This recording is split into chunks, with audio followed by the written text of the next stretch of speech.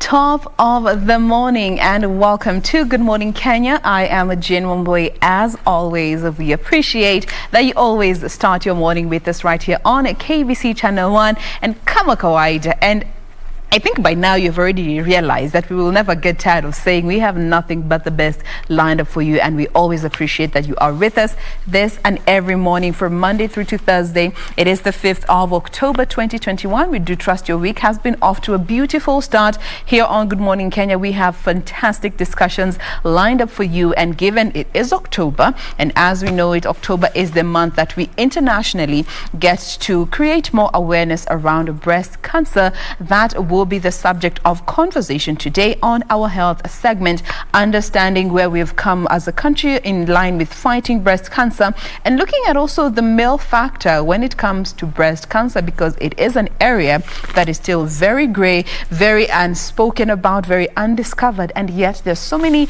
of our gentlemen that are struggling with breast cancer. So that will be coming up in not too long. Na kama kawaida niko na Magaldem na Mandem in studio with me, the gang iko hapa. And by the way, leo na hatukuambiana, by the way, imekuwa coincidentally beautifully shades of grey and pink.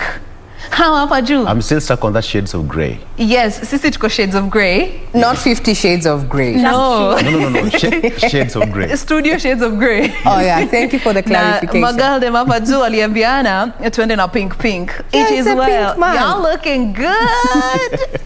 Munakade Dorina alisema nini? Hebu sema mhenga. Mara mpaka waseme uko na wale watu wa ile gender ingine. Wababa. Mimi sina mubaba. Wewe uko na ka? Mpaka waseme uko na my elders. Waseme kama uko nayo ama hauna. Mimi niko na young boy. Uko na mandem. Uko na mandem. Niko na mandem. Honesty is the key. This month honesty is the key. Sitaki pesa ya freedom. Amna elders. Pesa ya maumau sitaki. Iko na freedom. Sitaki hiyo pesa ya freedom ya watu wa maumau. Pesa ya freedom fighters iko na freedom. No. Amekata. Mimi ni wa mandem. Mimi niko na mandem. Ramapithekas. Tafadhali Ramapithekas siwezani. Unataka habilis. Nataka homo sapien, please. Good morning, guys. Good morning. It comes at a morning when the world was going to sleep. Everything was just parakasha. Data. Facebook, Twitter, Instagram. I mean, it went to that point of addiction, because when I woke up, guys were ranting. Some were like, hey, it just shows that part of addiction. You are addicted to Facebook, to Instagram, to Twitter, to TikTok, and what have you. And deep in your head, how would you get it? We denied. We denied. But look at the bigger side of the whole business. Yes. Mark Zuckerberg is reported to have lost $6 billion within 5 hours. Bill. $1 billion. Najua hii anaweza pea global population bob. Na hiyo ni losses zake. Billion losses. But it's just still a matter of hours. 5 hours, 6 hours, $6 billion gone, but it's still worth $121 billion on personal wealth. And even just, Ray, you could tell us, in terms of the business larger outlook. Yes. What are some of the consequences of such consolidated powerhouses? Or rather consolidation when it comes to, within one sector. Well, yes. What happened yesterday, and this happened globally, and the apps that are owned by Mark Zuckerberg, that is Instagram, Facebook, and WhatsApp. Yes. Right? And WhatsApp, yes. Yes, so we understand, that there was something. They are not actually saying that they have been hacked or not, but there's been a conspiracy theory that has to do with one thing or another, and that has not been confirmed. But now let us look at the fact that we have been told technology is going to be driving the fourth industrial revolution. We're not saying it is going to. It is already here. Internet of Things. Look at what was happening. And when you say about him losing $6 billion in 5 hours, look at the advertising, that happens on these platforms, right? So advertisers could not have their merchandise and services out there. Then also what it took to bring the apps back, Yeah. And there's someone who questioned that, how safe is your data? And we're not talking about just data, we're talking about even metadata. Metadata. And remember, data is king.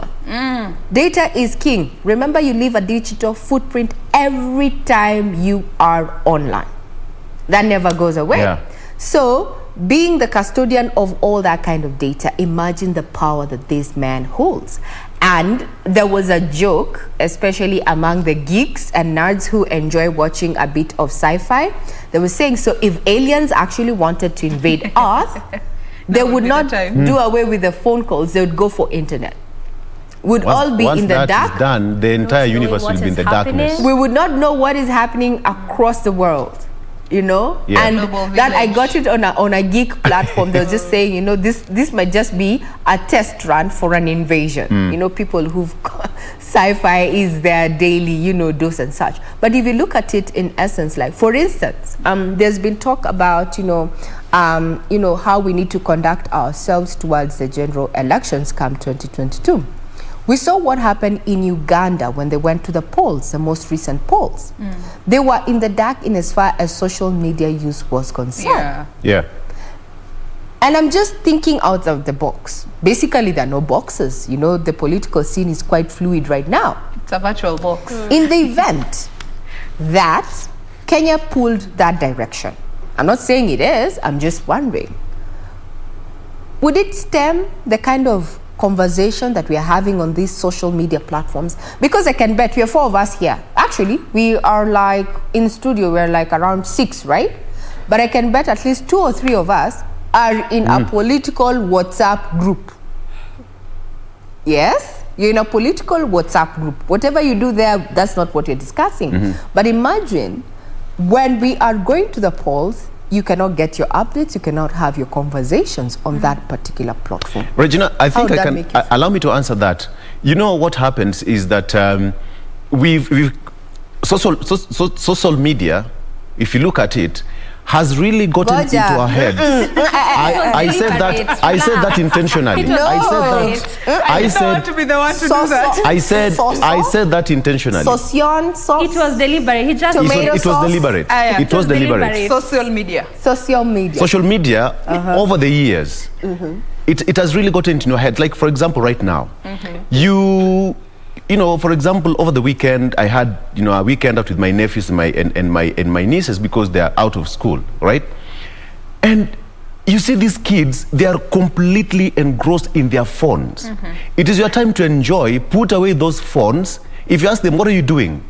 What are they looking at? Man, you should be having your time, but the whole universe as we speak, kila kitu iko social media. We were all having the same conversation. You get it. What are you doing kwa simu? Ukimwangalia anaangalia nini? WhatsApp. WhatsApp. Instagram. They're doing some funny videos. I don't know which site, blah, blah, blah. It has really gotten to us. But imagine way back in the days when our mothers never had a phone. Mzee alikuwa anatuambia they used to walk like around 70 kilometers and kutafuta madhe. 70 kilometers. Right now, mimi ningependa bado kuandikiwa barua. It's revolutionized the entire universe. Let me just say this. I mean, yesterday, let me say this. Mtazamaji, I need another letter. Mtazamaji ni mtizamaji. You realize when the 3 apps were down yesterday, that was Facebook, Instagram, yes. and which one was this? WhatsApp. And WhatsApp. People went ranting on Twitter just because the apps were down. And yes. actually, but if you are reading the tweets, you'll realize most people that actually went ranting were not even these people that lost in terms of the advertisers, those that use these platforms for business purposes. It was mostly social media platforms. Like, I can't be able to send a text message. I have not received my WhatsApp messages. And then just from what Victor is saying, we have become so engrossed into these social media platforms that if someone told you, can you stay without your phone just for one day, zima tu, or give someone else for one day. Exchange phones. Or just leave it. Don't use it for a single day, only 24 hours. It's a problem. How many will do it? Relationships would end. And by the way, and not business people, just you as a person, you don't use any of the apps for business purposes, just leave your phone for one day. How many will? You have touched a very I know. I actually want to pause at that particular point. We'll be discussing it further when we get to in the headlines, because I'm sure it is on the dailies, it is on the social media. I mean, we are both here to consolidate social and mainstream media to just give you the latest updates. But before we do that, I think we need to get the news first. Because tukianza kuongea, we never finish. Yes. So anyway, Ray, take it away. Take it away. Now, talking about social media, and this was released on social media, we're talking about none other than the Pandora Papers. They happen to be, you know, an expose, so to speak, by the International Consortium of Investigative Journalists. And President Uhuru Kenyatta has said he will issue a comprehensive response to financial documents released by the International Consortium of Investigative Journalists. Now, the head of state says the Pandora Papers and the subsequent follow-up audits will lift the veil of secrecy and darkness for those who cannot explain their assets or wealth. Here's Edward Kabasa with the details. 30 more days as the government looks to ensure Kenya tames the COVID-19 curve. Health Cabinet Secretary Mutahi Kagwe says COVID-19 infection rate is still high. There will be an extension effective today of the containment measures, including the curfew hours that are there. And this is for two reasons. Number one is that we are still, as far as the positivity rate is concerned, we are still above the WHO recommended figures in terms of a 2 weeks period when you have got less than 5% of positivity rate at a high testing level. Over the last couple of months, calls have been growing on the government to reopen the country to salvage the ailing economy. As we head for the Christmas holidays, we need to ensure that as many people in this country. Well, it seems we all were waiting for that update in regard to, you know, what happens to the curfew going forward because of this COVID-19 situation. Indeed, that is what was happening there with CS Health there, Mutahi Kagwe, just giving a recap of where we are in as far as COVID-19 situation is concerned, as well as the curfew details. Now we have that story ready for us in regard to the Pandora Papers and what the president has said in regard to that matter. Have a listen. The ICIJ report alleged that the Kenyatta's offshore investments, including a company with stocks and bonds worth $30 million, were discovered among hundreds of thousands of pages of administrative paperwork from the archives of 14 law firms and service providers in Panama and the British Virgin Islands and other tax havens. The report, however, did not indicate whether the monies were linked to state assets. President Kenyatta on Monday said the report will go a long way in enhancing the financial transparency and openness that is required not only in Kenya but around the globe. President Kenyatta said the movement of illicit funds, proceeds of crime and corruption thrive in an environment of secrecy and darkness. The head of state said that the Pandora Papers and subsequent follow-up audits will lift the veil of secrecy and darkness for those who cannot explain their assets or wealth. He said he will respond comprehensively upon his return from a state visit to the Americas.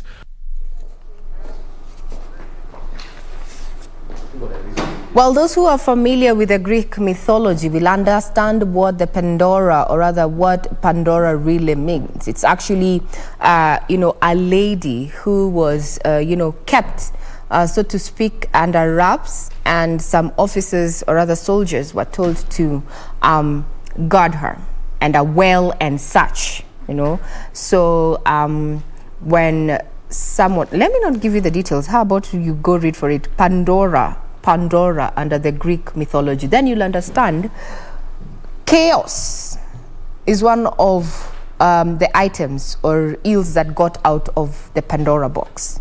So yes, get reading when it comes to the Greek mythology. Then you'll understand what exactly or why that particular report goes by the name Pandora. Now, President Uhuru Kenyatta on Monday afternoon joined other heads of state and government in Addis Ababa for the inauguration of Ethiopian Prime Minister Dr. Abiy Ahmed Ali. Prime Minister Abiy Ahmed Ali was re-elected for a second 5-year term in July when his Prosperity Party secured a parliamentary majority by winning 410 out of the 436 seats.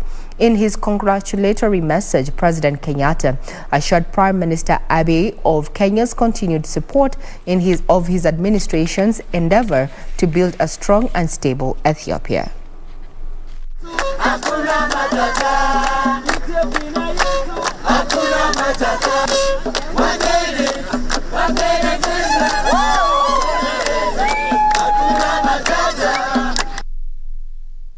There in Ethiopia, with the reported massacre, and where other critics have come out to say it's a genocide of a particular race in Tigray.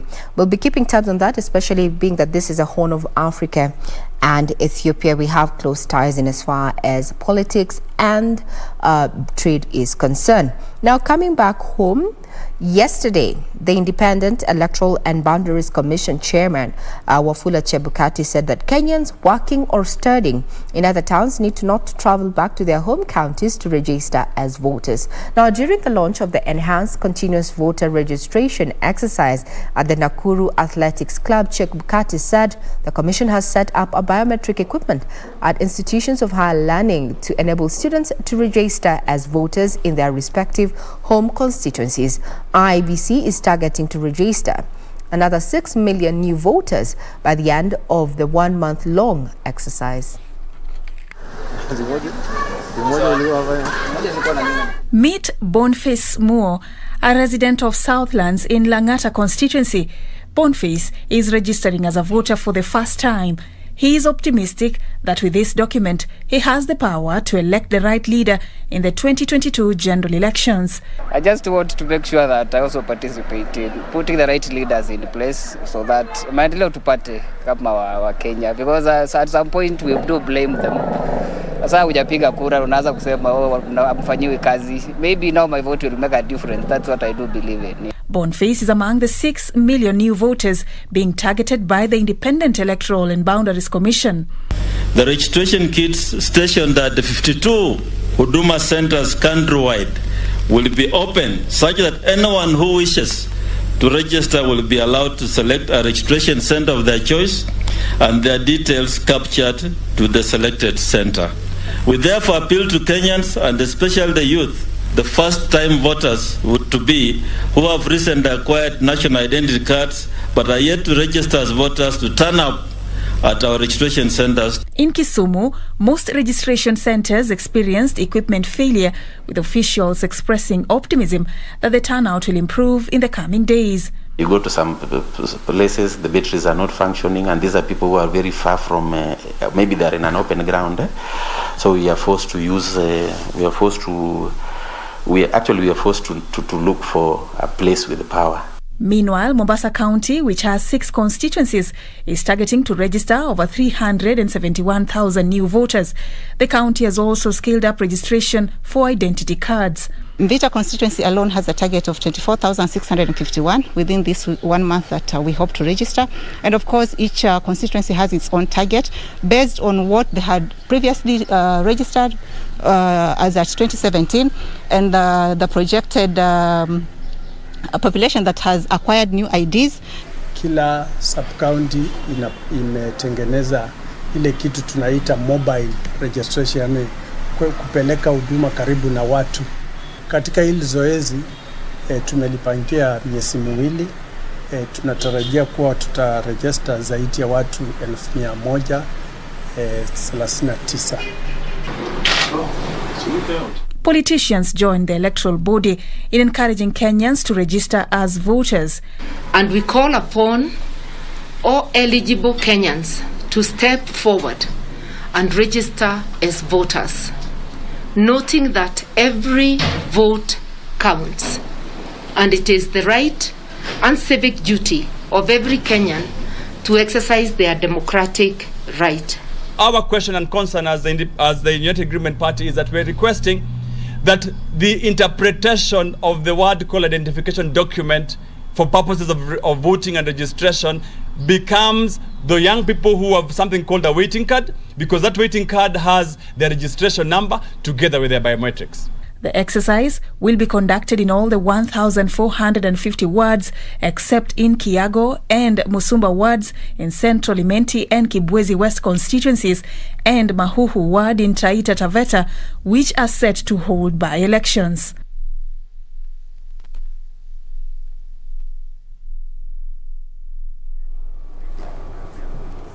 Now, the government will digitize land records in more than 24 counties by August 2022. With the digitization of Nairobi and Central registries near completion, the Ministry of Lands now says 90,000 landowners in Nairobi will receive their title deeds 24 hours after registration. The government embarked on an ambitious plan to digitize records in all the 47 counties to rid the process of fraud. Since 2018, operations at Arthi House have scaled down as Ministry of Land officials clean up records in Nairobi and Central registries. We all live in Kenya. We know what has happened in our sector over the last 58 years. We don't have a very good record in terms of how we have managed this resource called land. So we have a lot of data sets. At the National Geospatial Data Center, the NAV Center of Land Transactions launched by President Uhuru Kenyatta, the land acquisition and transaction process is set to be simplified. We want to be sure that when we print a title such as the one you saw me holding, we can tell you with certainty that nobody will ever take that land away from you, because national government is a guarantor of title. Land CS Farida Karne is optimistic that the ministry will have digitized more than half of the country by the end of 2022. Some of the counties, by the way, have like 3,000 titles, 1,400. Those ones are titles you can digitalize in one afternoon. And with the digitization, the CS is warning fraudsters. I'm afraid if you hold a title on a public parcel of land, it will never be on this digital platform. Data from the Ministry of Lands shows that under President Uhuru Kenyatta's tenure, the government has issued 5.2 million title deeds out of the 12 million processed by the colonial government and the subsequent administrations. With the government having invested in an ambitious plan of digitizing the 47 counties by December 2022, the Cabinet Secretary for Lands says the issue of fraudulent acquisition of land is going to be over, something that has bedeviled the country since independence. And just to give you just the rough numbers of the COVID infections in the country, only 77 people tested positive for COVID-19 out of 2,415 samples that were screened in the last 24 hours. Our current positivity rate as a country stands at 3.2%. It doesn't mean that we are out of the woods yet. Continue sanitizing, masking properly, and thoroughly washing your hands with soap and running water. Now, Deputy President William Ruto has once again hit out at his political nemesis, accusing them of allegedly slowing down the Jubilee Party's agenda of uniting the country. Ruto, who spoke during his day 3 tour of Kisii, said the United Democratic Movement Party will unite the country and bring an end to politics of the haves and the have-nots.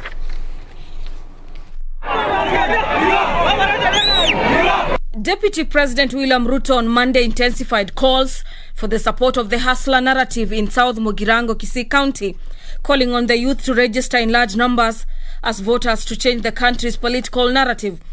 Uamuzi ya vile mambo itaenda mbele, uamuzi ya priorities ya serikali ijayo, wewe utapata nafasi ya kuziamua ukiwa na kadi ya kura na ukienda kupiga kura, ili uweze kuamua priorities ya serikali ijayo, priority ya kukupatia kazi kabla ya kutafutia viongozi vyeo.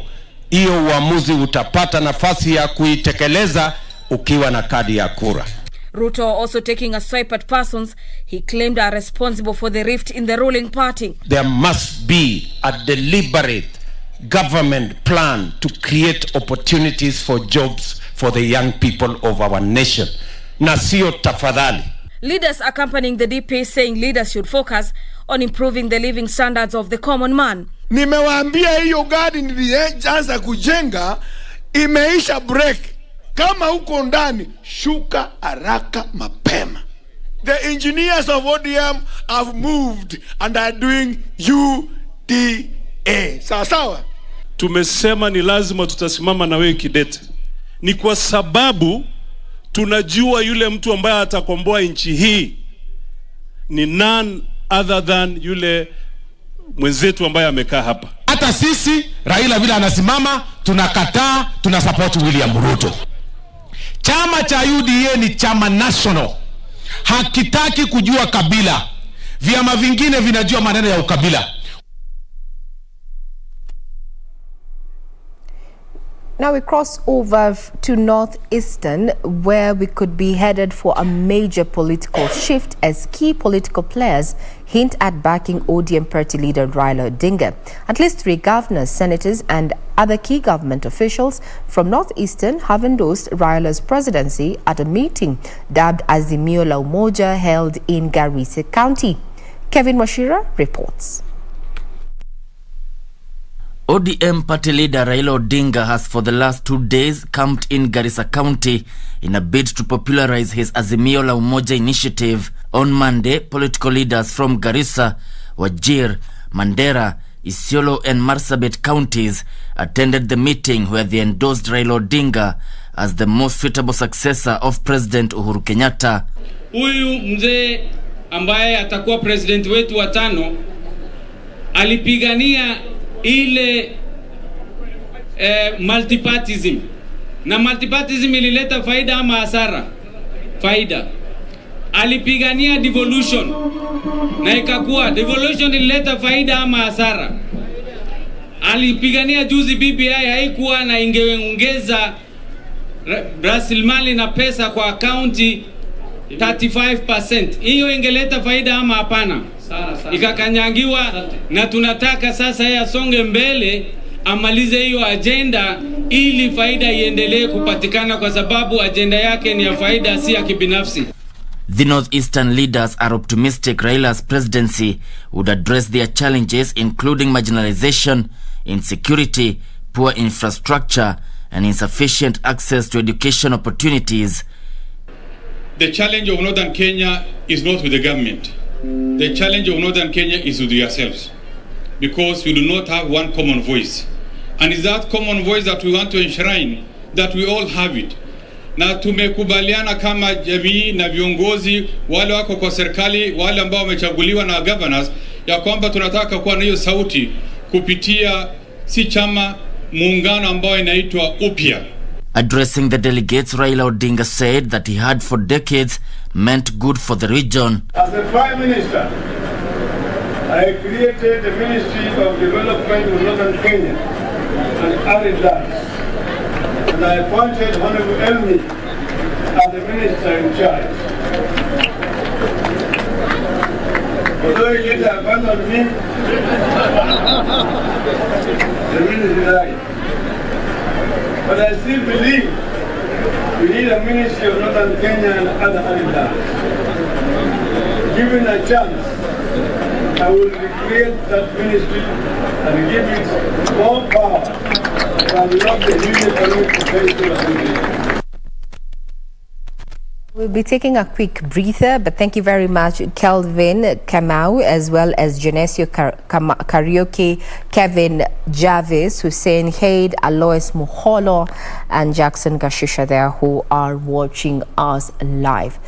Remember to just chip in onto, what you think about the current stories that you're following up for you. Remember, the challenge is to get the Greek mythology around Pandora. Then we can discuss that in not too long.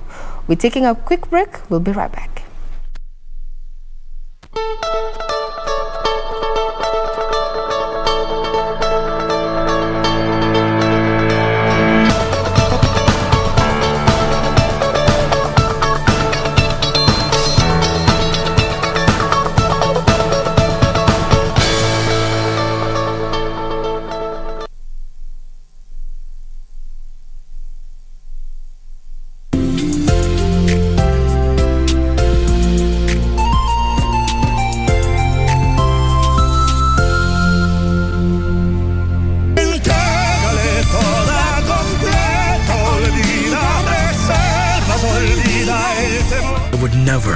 Never do anything against your family, and of course, against you, Diana. You have to dismiss that young girl, Eduardo. I will. I'll take care of putting her in her right place. What would have happened if you had never left me to be with Loreto? Please, let's not split up. We don't need to. Yes, we can, and it's exactly what we are doing. No.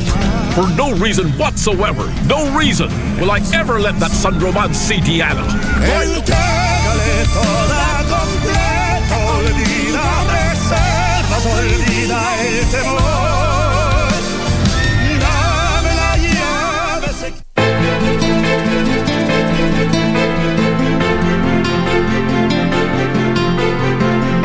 Nonsense.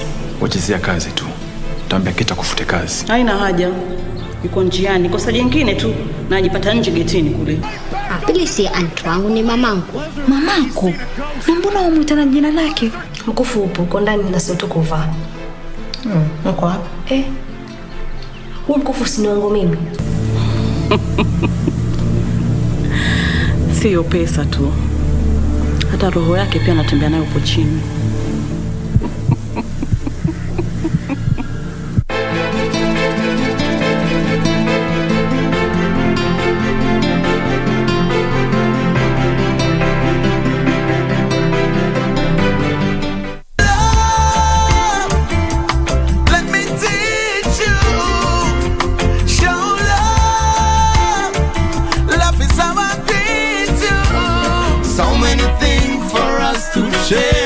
Now is the time.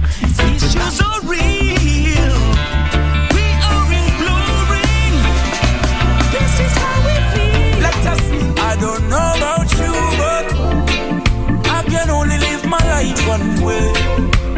All I wanna do every day. Like a past, turn up the music. Skanking sweet. Everybody wanna feel like free. Forget your troubles and the rock with me. You know feel a reggae music sweet, yeah. Skanking sweet. Everybody wanna feel like.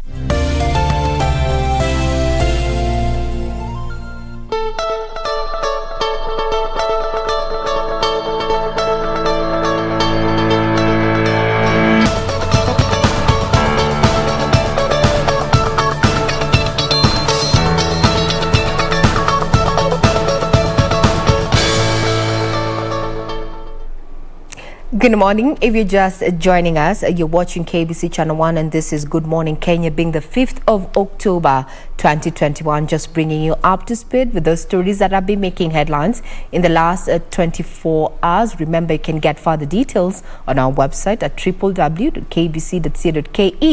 and our YouTube channel. We're already streaming for those who are not seated in front of a TV set. Well, you can get us on KBC Channel 1. I'm Regina Manyara. Now we start off on a sad note where 8 people have committed suicide in the last 1 week in Nanyuki, Laikipia County. 3 of them are said to have committed suicide on the same day, and among the dead is a Kenya Defence Force officer who committed suicide at the Ngithu Estate, where the trend is worrying locals as is.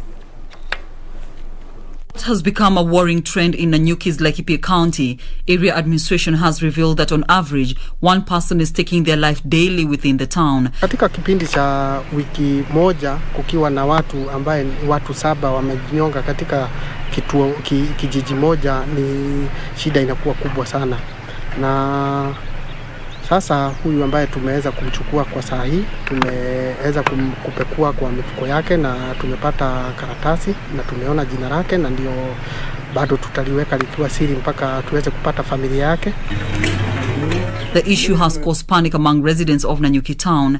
The latest victim is a male youth who committed suicide by hanging himself. The Kenya Defence Force officer committed suicide in the Ngithu estate, while a woman took her life in Mwereri village by taking poison. On Sunday morning, a clinical officer at the Nanyuki Teaching and Referral Hospital hanged himself. Katika ofisi zetu za chief, immediately mimi na assistant chiefs wangu tutaanza counseling sessions ambayo tutakuwa mtu ambaye ataingia kwa ofisi kutaka huduma, kwanza tunajaribu kuongea na yeye na tuweze kutathmini yale mambo ambaye yanakumba watu katika area yetu.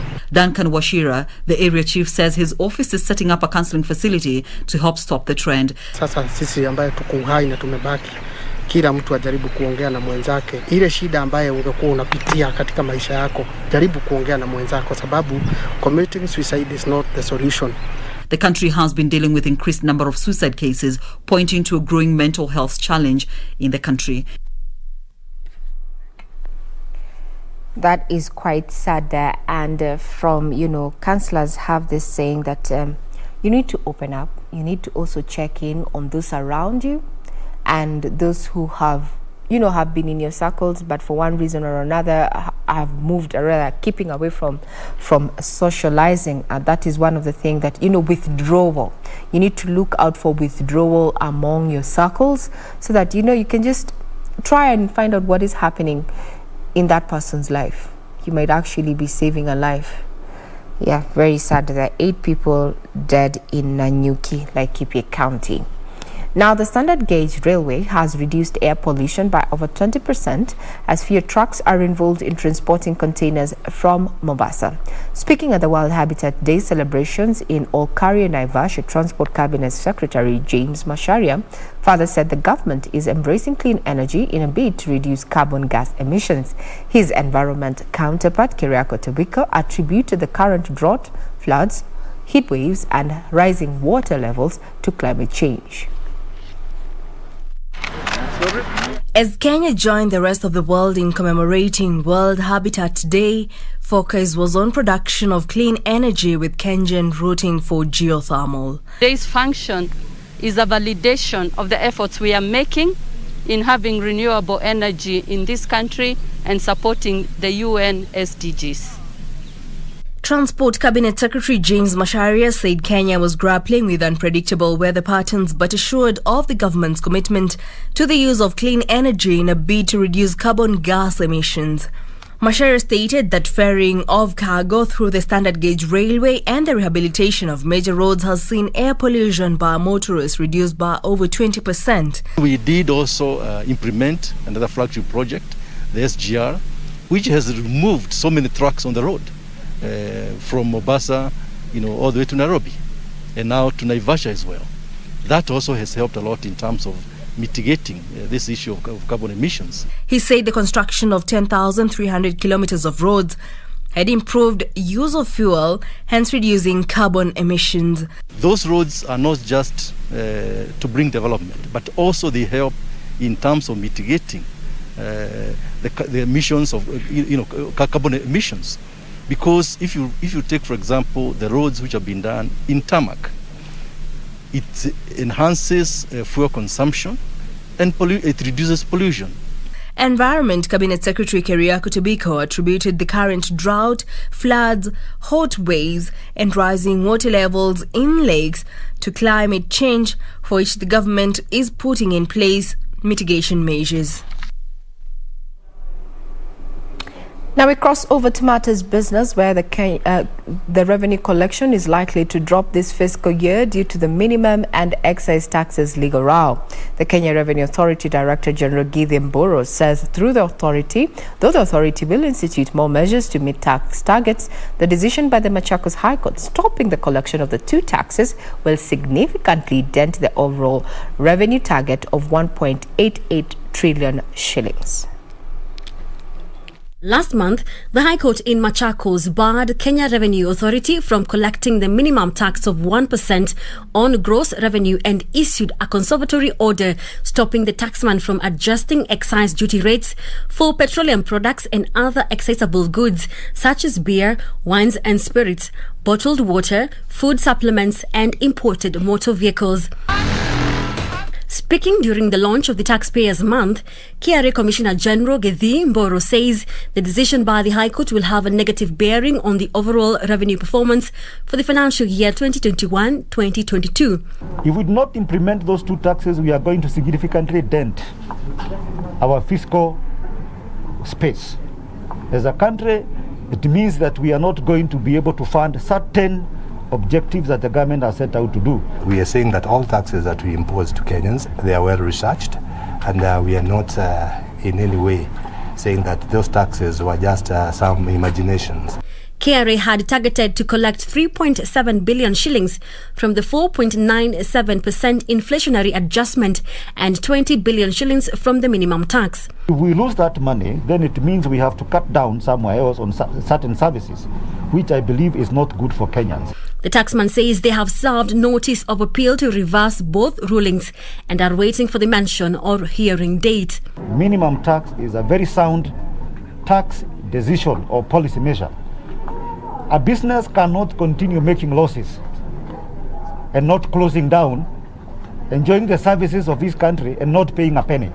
Consultations are, however, ongoing with the National Treasury to see if the adjustment of the fuel levy is a viable option, keeping in mind that funds for road maintenance are primarily derived from fuel levy, which is charged per litre of petroleum imported. There are challenges to do with global prices for fuel, and therefore when we add our inflation adjustment, is going to affect Kenyans more.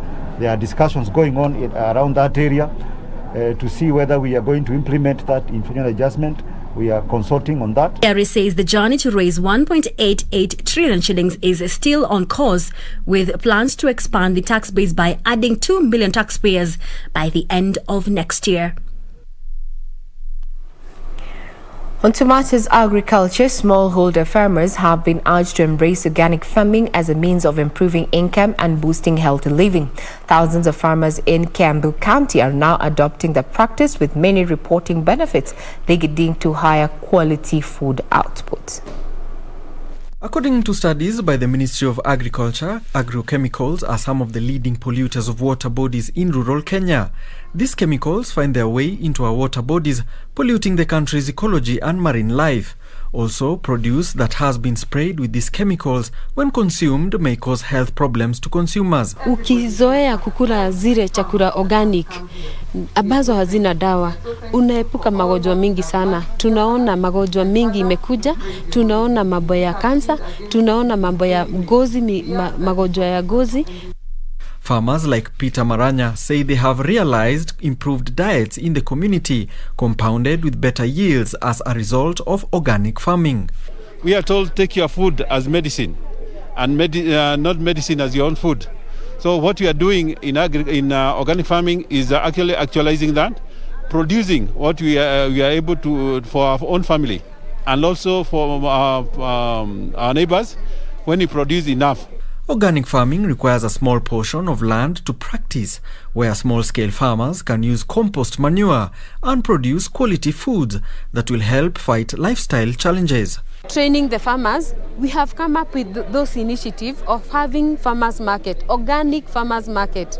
We have 3 organic farmers market now running and moving. Experts have long criticized conventional agriculture for its potential to cause long-term impacts to soil health, sustainability of yields, and the wider ecosystem, with the research showing that conventional agriculture releases more greenhouse gases than organic.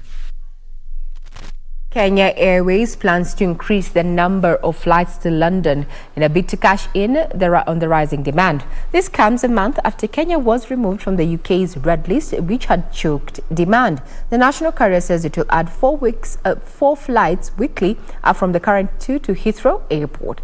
The UK route is one of the most profitable routes for the carrier. The London-Nairobi route plunged in April when the United Kingdom government added Kenya to the red list, choking passenger numbers by more than 70%. Following the UK decision, Kenya suspended all passenger flights to the UK, effective midnight 9th April 2021. Kenya also retaliated by requiring all passengers originating from or transiting through UK airports to go through mandatory 14-day isolation at a government-designated facility at their own cost upon entry into Kenya.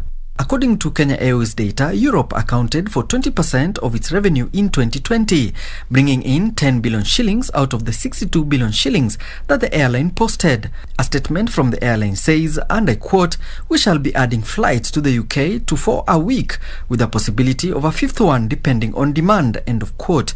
However, cargo flights between the two countries were not affected by the red list decision.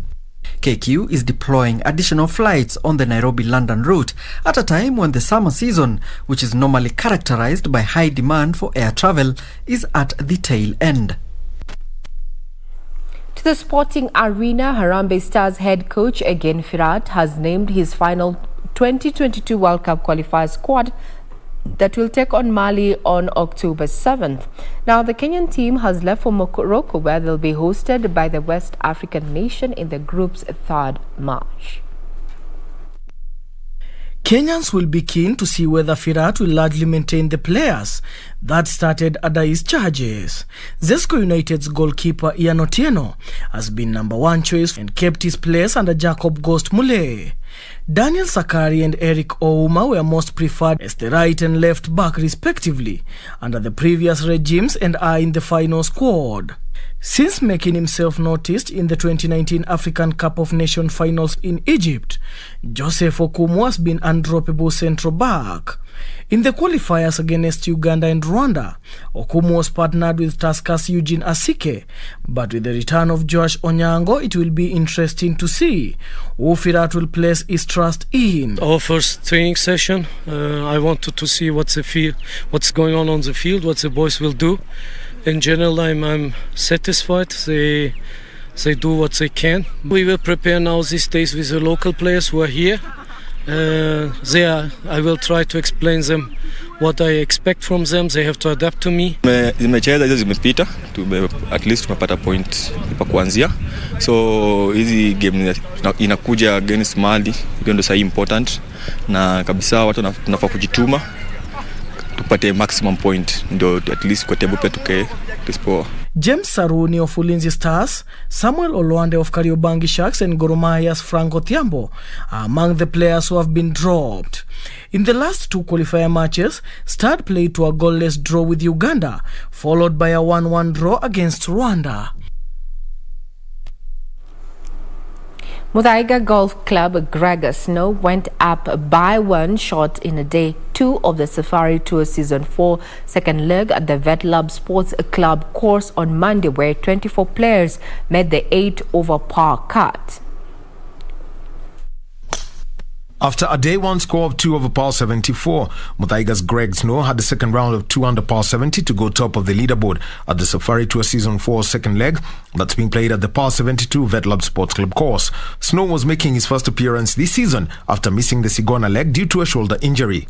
Day 1 leader Tafara Mpofu from Zimbabwe shot 4 over par 76 to drop to second place, where he is tied with compatriot Robson Chinoy on 1 over par 145 after 2 rounds.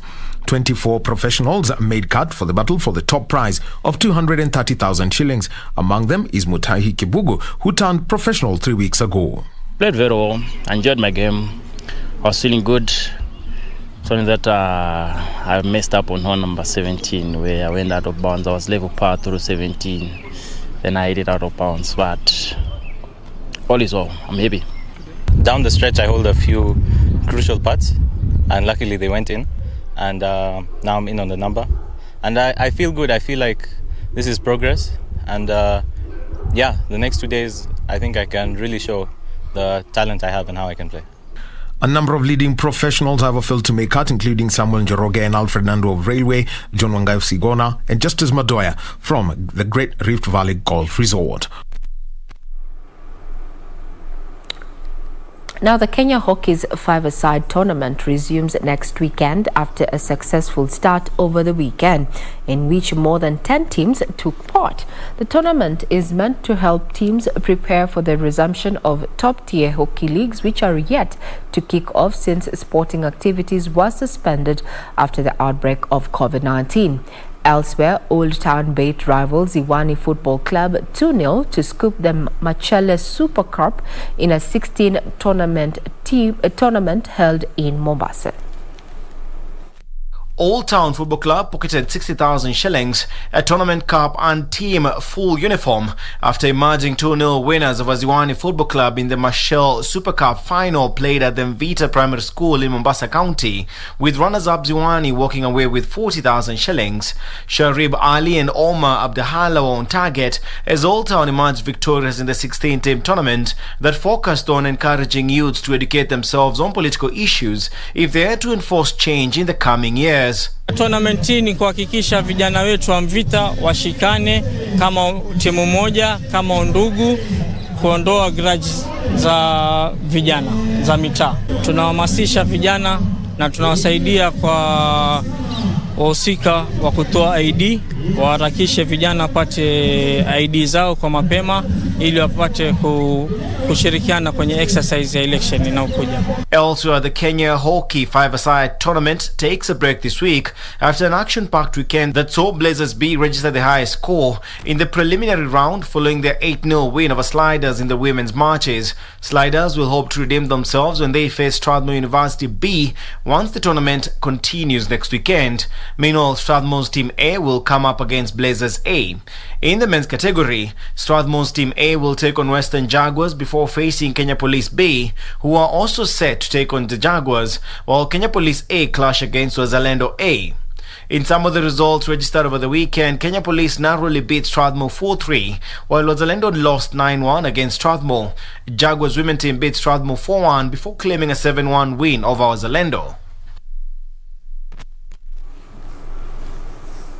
The Standard Chartered Nairobi Marathon held their second and last warm-up race at the Karura Forest in readiness for the marathon that will take place on 31st of October 2021. The warm-up race consisted of athletes and recreational runners who participated in the Strava challenges and had a good timings for their respective categories: 5 kilometers, 10 kilometers, 21 kilometers and 41 kilometers. The physical marathon is restricted to 2,500 local and international elite athletes. Will be held on the Southern Bypass with Carnival Grounds as the marathon venue.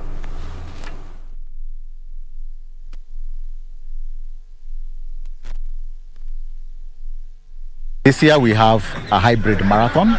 We have a physical race for elite runners, which will be held on 31st of October. It will start at the venue is the Carnival Grounds, and the race will be along the Southern Bypass. But even more exciting, this year we've got the virtual marathon. So as we do the warm-up race, we are getting familiar with the tools we'll use for the virtual marathon, which include the app Strava and also include just recording your time and uploading your time. Part of the people who are here are running clubs, corporates, but I'm here also representing that group of the running clubs as part of the guys who are taking part in the Standard Chartered Marathon. One of our viewers is actually asking, people still run? And I can see it in my own voice. Actually, people do run, like for no reason at all. You're not running away from danger. You're not running to save someone, but you're running. And for a worthy cause and also for fitness. So, Joe, thank you very much for asking that question. I can hear it in my voice. Remember, we're not done here. We need to know what is happening on our major roads, and we have Traffic Marshal A1, Miss D, on the other side of the studio. We just bring us up to speed this morning. How do our roads look like to you? How do I what? Look. Anyway, here we are. Before we get to that traffic, let me just give you an update of what has been announced by KenHa that in the next couple of weeks, we expect heavy kind of traffic. This is along Mombasa Road, given that the expressway is still taking shape at about 65% already. Yesterday, I told you that they had stretched it a bit, that instead of that construction process to be complete by April, May, around there of next year, it will be done by December 2022. So that means that it will take a total of 2 years. And they have given specific areas where Kenyans should expect heavy kind of traffic, areas around General Motors there, because a new footbridge is supposed to be erected around that area. Also areas around Haile Selassie Avenue, some sections of University Way roundabout as well. These are just some of the areas where you'd expect to experience heavy kind of traffic. And again, this is simply because of that expressway, which is slowly taking shape all the way from areas of Nolongo along Mombasa Road, cutting through sections of Uhuru Highway, along University Way, all the way of sections of Wayaki Way up until the James Gishuru area. So this is actually how the expressway cuts across, and just those areas that I've mentioned is the areas that you expect to experience heavy kind of traffic. But nonetheless, we are here to continue giving you more updates and even to try and look for better alternative routes, especially in this weeks, just because of that heavy kind of traffic along that area. So right now, we take a quick look on what is happening along or around areas of State House Road as well as Nyerere Road. And again, actually these two slip roads will serve as a very good alternative route for our viewers, especially living areas of Uhuru Highway, areas of Mombasa Road as well, and also living areas of Wayaki Way, living areas of Ngong Road as well, coming to the city center. And given the fact that, just like I mentioned earlier, around these areas is some of those areas where you'd expect to see and experience heavy kind of traffic, just going by that latest report by KenHa. So clearly, let's look at how these sections or these routes are looking like this morning in terms of traffic. Like I mentioned, they would really serve as a very good alternative route, especially from those coming from those areas that I've just mentioned. And this is how the area is looking like, or how the roads are looking like this morning. These are the two slip roads that get to branch off from the major University roundabout. Slip roads because they just branch off from a major roundabout and a major road or a major highway, which is the Uhuru Highway. So that is why we call them slip roads.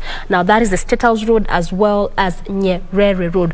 One of the major reasons why they could serve as a good alternative route is because they are routes not used by public transport. And again, this is just specific for those that either are using motorbikes or even on private vehicles. So away from Uhuru Highway, branching off through University Way, as you head over to areas of Ngong Road there, Valley Road as well, heading to areas of Langata Road as well, and also leaving those particular areas, coming to the city center via the same route. This is how it's looking like. Not bad at all, just in some sections, especially along State House Road, as you leave the roundabout, cutting through areas of YMCA. That's just where it's building up a bit, but altogether a manageable kind of traffic. In fact, it's just specific on that section there.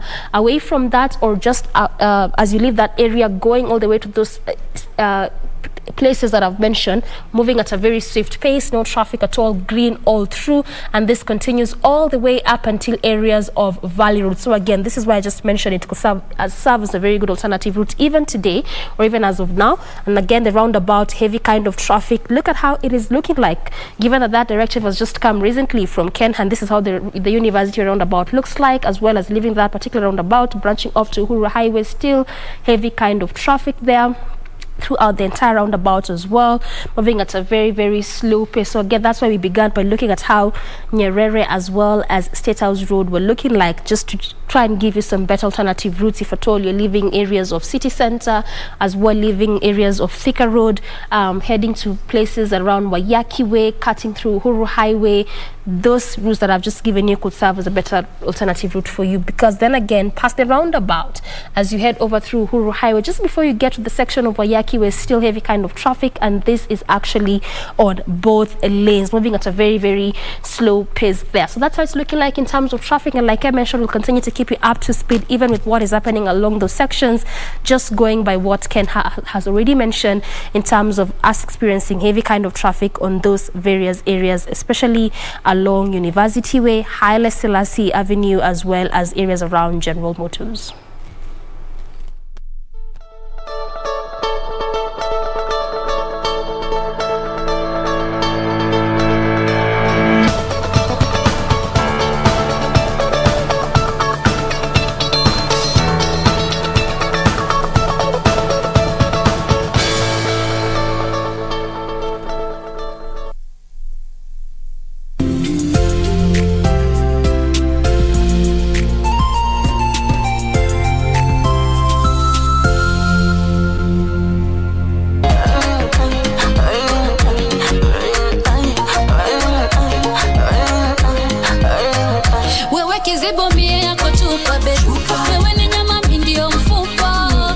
lately nimekuona unakimbia kule sana mbali na kazi hizi.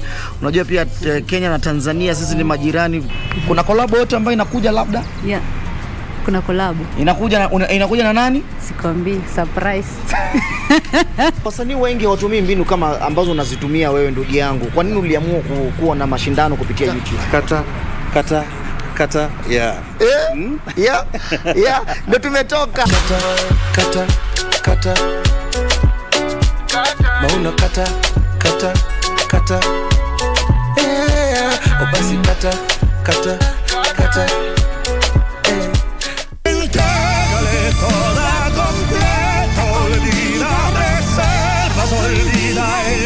I would never do anything against your family, and of course, against you, Deanna. You have to dismiss that young girl, Eduardo. I will.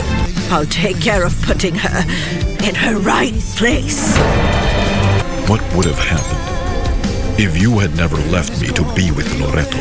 Please, let's not split up. We don't need to. Yes, we can, and it's exactly what we are doing. No. For no reason whatsoever, no reason will I ever let that Sandroman see Diana.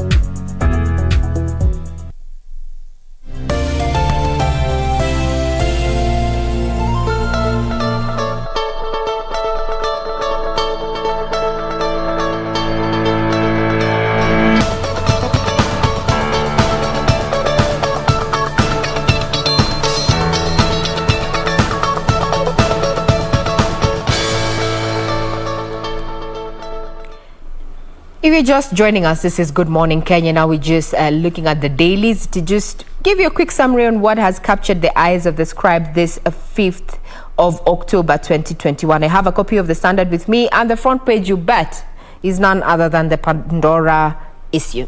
And I know it has, I'll not belabor the point because I'm sure it has also found itself on the front page of the various dailies that my colleagues have with me in studio.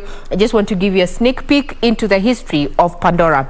This begs, or rather the term Pandora comes from the Greek mythology. And this is probably the first mortal woman created by the gods. And the term Pandora means all gifts, or gifts to all. Apparently, Pandora had a box, and it contained the 7 deadly sins. Some of the 7 deadly sins that were contained in Pandora's box include wrath, gluttony, greed, envy, sloth, pride, and lust.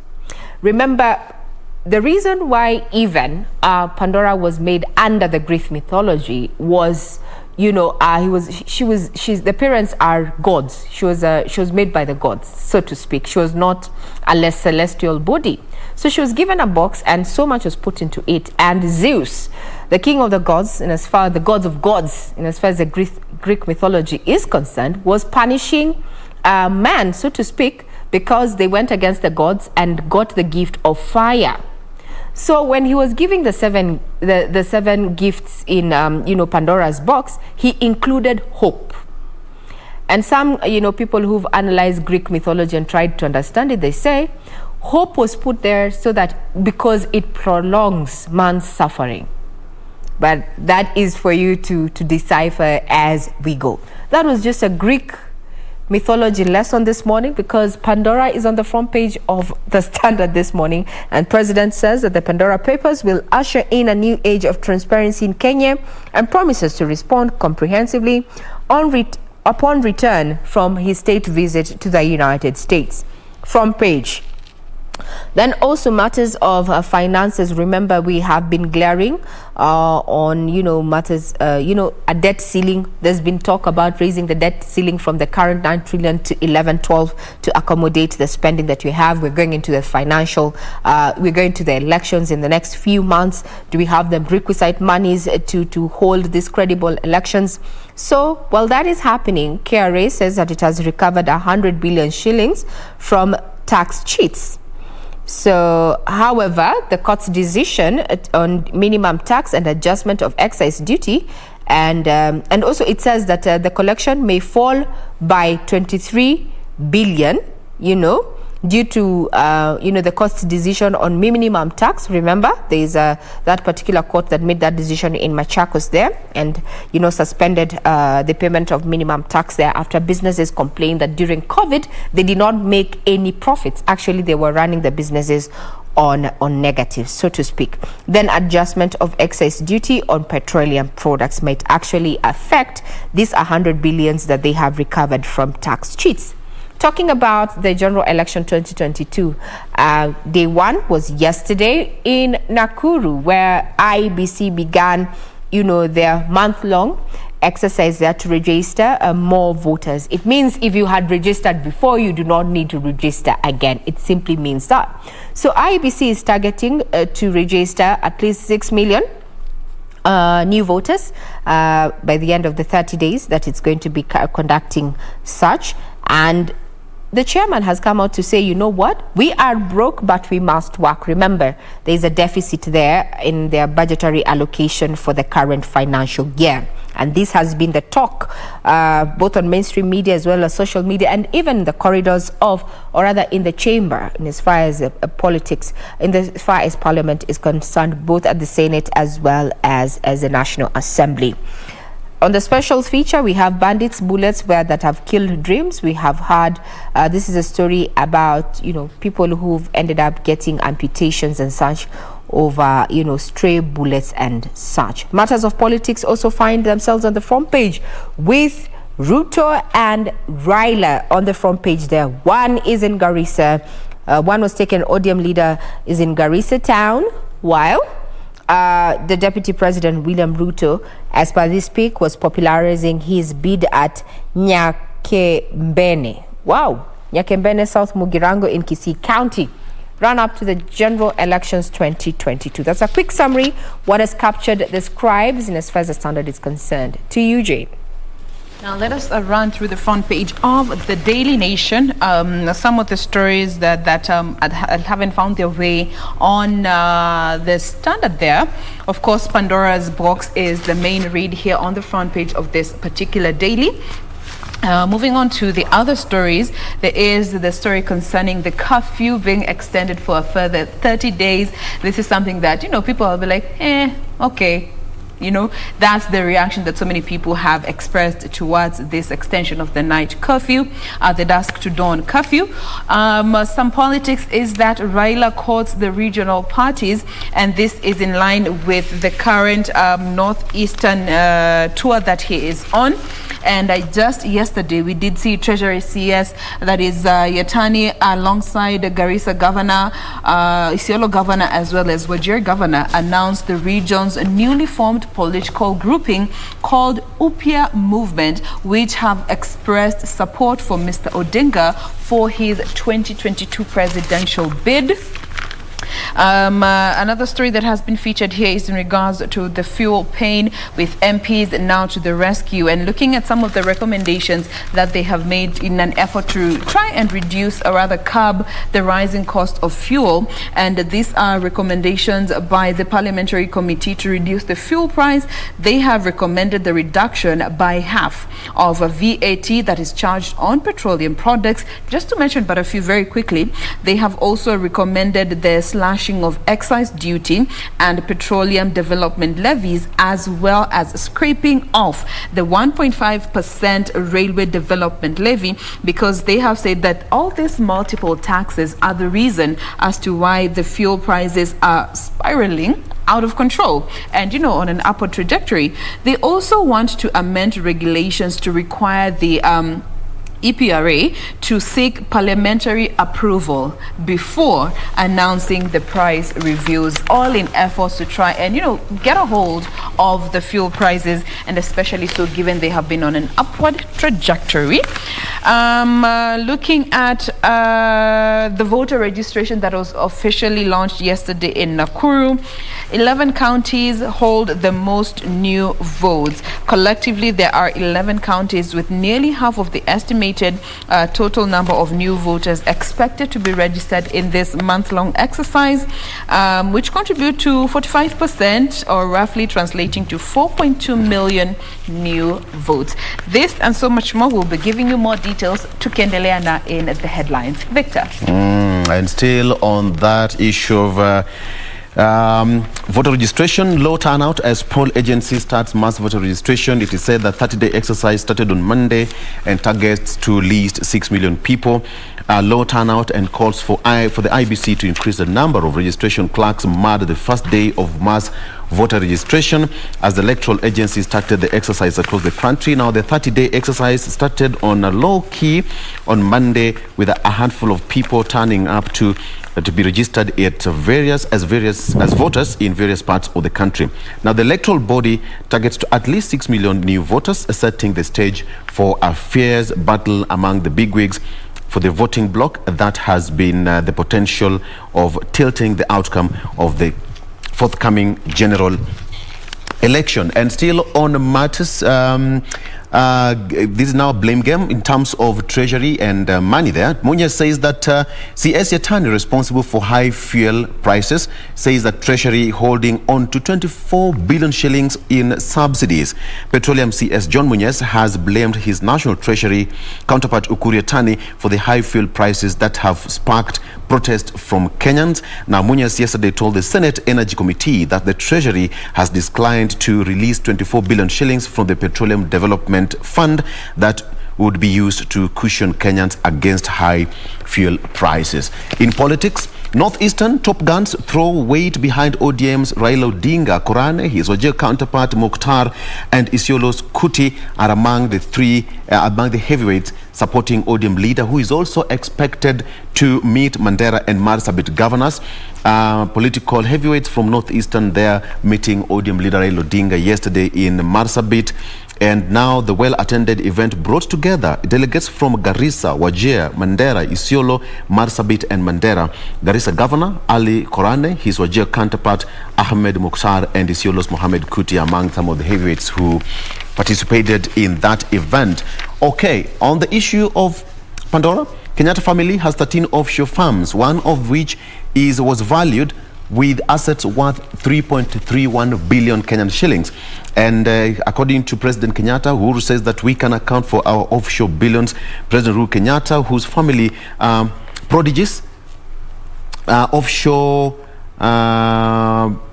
wealth was exposed by a consortium of investigative journalists, says that he has nothing to hide. He has promised to respond comprehensively on his return. The president neither denied nor discredited the leakage, saying that such reports will enhance financial transparency in Kenya and worldwide. That is as far as that story is concerned.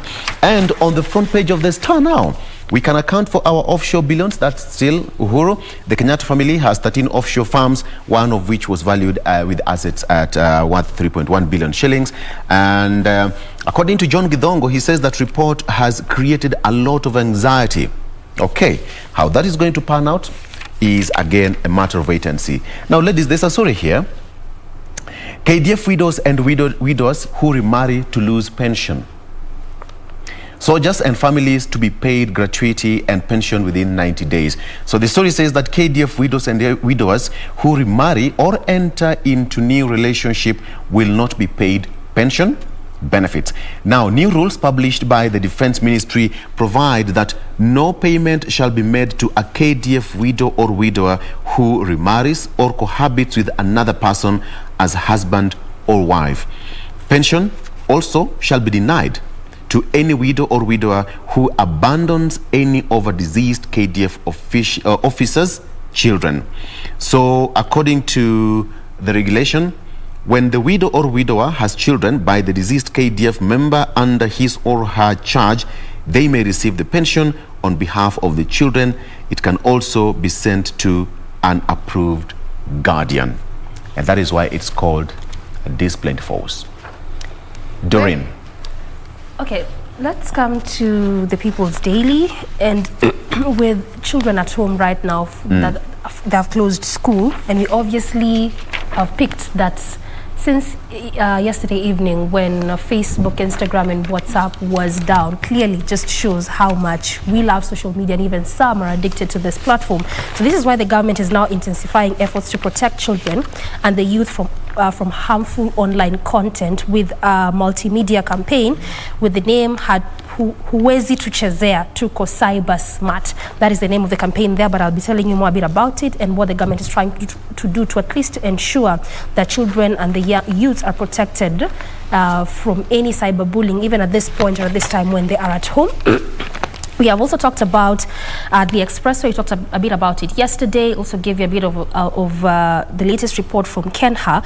But now the Transport Cabinet Secretary, that is James Macharia, says that the city expressway is set to ease traffic and also turn Kenya into a tourism hub. So not just when it comes to easing traffic, because as you already know, that just staying in traffic for a single hour, the country loses about 11 million Kenyan shillings. So this is why they're really in a bid to try and ensure that they make it easy, and they try all they could to reduce traffic congestion. And this is also why the expressway came into shape, also being termed as one of its kind in East and Central Africa, and the second largest toll road in Africa after Dakar Toll Highway. So clearly the expressway is going to be one of its kind, and like I mentioned also earlier, it's 64% already in terms of completion, and it's going to take a period of 2 years up until next year, that is December 2022. But also this article continues to just highlight more a bit about the expressway, so I'll be also telling a bit about that in just a short while.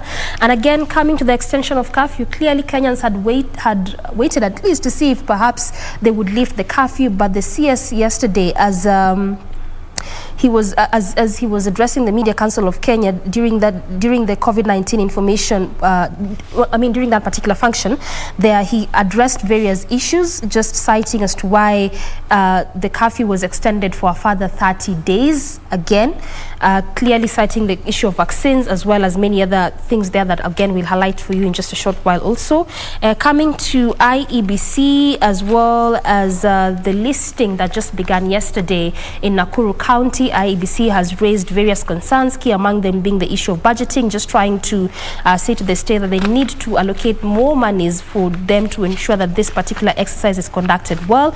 And speaking of just elections as well as the listing there, also the Electoral Commission has been asked to ease voting process for disabled persons to try and also make it easy for them during the voting process. And this was mentioned by the nominated MP, that is Denita Gatti, who represents persons living with disability in Parliament. And he says that all voters should be catered for, inclusive of also persons living with disabilities there. And of course, the Pandora Papers does not miss, still on the front page of the People's Daily there. Ray. I don't know where to start from, because so much has been said about this Pandora, and well, it remains as such. And we can only await to hear from State House, especially the president, who said he's going to offer a response into regard to those papers that were made public there. You know, they found themselves on the various front pages of the various dailies. Now let's talk about what happened to all of us as a globe. Facebook, WhatsApp and Instagram suffer a worldwide outage. How did that make you feel? Did you get anxious? How did it change your relationship? Maybe you expected to do a video call, you didn't manage to do a video call. Maybe you were expecting a certain document, you couldn't get it because it was on a certain platform. So the company has come out to say that it was aware that some people are having trouble accessing the Facebook app. However, the company did not say what might be causing the outage, which began at around 11:45 East African time, or ET, that is around 6:45 local time. So nothing has really, Facebook, WhatsApp and Instagram are owned by one millionaire, and that is Mark Zuckerberg. And he's not come out to say exactly what was happening. So I even learned there was another app that is available. It's called Signal, I think. Kenyans discovered that, or I understand it's not a new thing. It has been there, but hey, you know, when the going gets tough, the tough get going. So that was what was happening in as far as social media is concerned. And this begs the question, are you an addict of social media? Can you stay off social media, and for how long? That's a question you need to ask yourself. So those are details that you're still waiting for. Remember, it has a financial implication, especially to the owner, who is said to have lost in those 5 hours, period of 5 hours, a cool $6 billion. And I'm sure this is going to affect, in as far as investment in these platforms, because it shows that there's a gap that hasn't been fully filled to make it, foul-proof in as far as an investment is concerned. So, to you, Jane, further details in regard to stories that you have highlighted for us? Yes, let me take you through the Daily Nation, a number of stories that we have touched on already, but just to look at some bits. When it comes to the Pandora story, every paper has its own a different angle, so you can be able to run through the paper and see what each has to say. But let me bring you to the Daily Nation and look at this particular story concerning the Lands Ministry, and looking at the digitization of lands record to go beyond 22, and looking at the estimated time frame that was given by the CS when they were launching the whole digitization process back in 2018. They had estimated 2 years is what would be required to digitize the entire of the lands records, to just make sure that all physical material has been captured and has been digitized. But now, yesterday, the CS, Farida Karane, indicated that it was impossible to reach this target by the close of next year. And with that at hand, looking at the progress that has been made so far, it will have to spill over to the next government. And this is something that political critics have come out to say that it is one of the legacy projects of President Kenyatta that will be left at the mercy of the next president. And we remember a couple of weeks back when the CS said that, the rot that is in the ministry, the level to reach, the politics and the corruption within the walls of Ade House, it's so deep-seated that it would nearly be impossible for her to work should she choose to take action against some of these officials that are in key positions that would help her, that she would need their help when it comes to the implementation of her project and her, dream to see the whole lands ministry digitized. So yesterday she said that, that is one of the reasons that still will not allow her to actualize this whole process of digitizing the lands ministry by the close of President Uhuru's term, come to by the end of next year, August, saying that this is something that we need to be alive to, and indicating that due to the depth of problems, officials handling the actual cleaning of data at the ministry, that is one of the reasons as to why she might not be able to achieve this target that she has set for 2 years, that will have to spill over into the next government's mercy, as has been captioned on this paper. Vic. Okay, so let's talk about some pressing issue here. Kilifi County appeals to donors to help drought-stricken locals. The president had earlier declared drought as a national disaster, and now Kilifi County appeals to donors to help drought-stricken locals. Gender executive says the situation is worrying and families are in dire need of food. So the Kilifi government has appealed to donors, well-wishers and NGOs to help over 148,000 families affected by the drought. Gender executive Anissa Omar said that the situation is worrying and families are in dire need of food. As of September, over 3,000 animals had died, while people are now surviving on wild fruits. Now, the most affected areas are Ganze, Magarini, Kaloleni and parts of Malindi. Anissa said that out of the 21 counties affected by drought, Kilifi is second. So I think the government needs as well to give more attention and focus on that particular part of the country, because people surviving on wild fruits.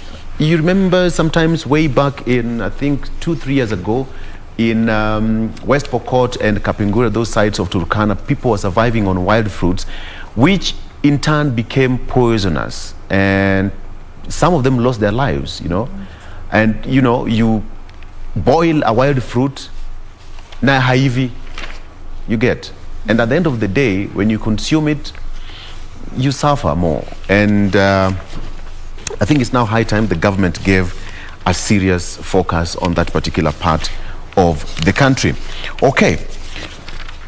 There's a story here. Kabarnet residents decry sale of drugs and alcohol to school children. A drunk schoolboy was spotted staggering before he jumped on a motorbike on Friday. Aliulizwa akasema he was just trying to drown the stress level. So Nyumba Kumi elder Hamisi Alfan of Bondeni Estate has also raised concern over illegal licensing of backstreet bars and wine and spirit joints. On the rise. That's on the rise. So authorities in Kabarnet, please take charge. Police officers in Kabarnet, from the national broadcaster, you are on the spot. Kids should be in school. Kids should be in school. I think that's just that. There's no negotiation about it. Make sure that all school-going children are in the right place. They deserve to be there. Absolutely. They deserve to be there. Doreen. All right, let's talk about this road. And this is because on the PG this morning, it has been given 2 pages just describing this road that is set to shape how Kenya looks like and how Nairobi city will look like the moment it's complete. At 64% complete already, it's set to decongest Nairobi metropolitan area, besides facilitating seamless movement on the northern corridor, that is the Nakuru-Nairobi highway. So the Nairobi the expressway, currently under construction, is expected to significantly reduce traffic jams in the city, thereby making the country the preferred international tourism destination of choice regionally. The 65 billion expressway, which is the first of its kind in East and Central Africa and the second largest toll road in Africa after Dakar Toll Highway, will help save billions lost in traffic jams every year, given that the country loses an approximated 11 million Kenyan shillings in traffic every hour.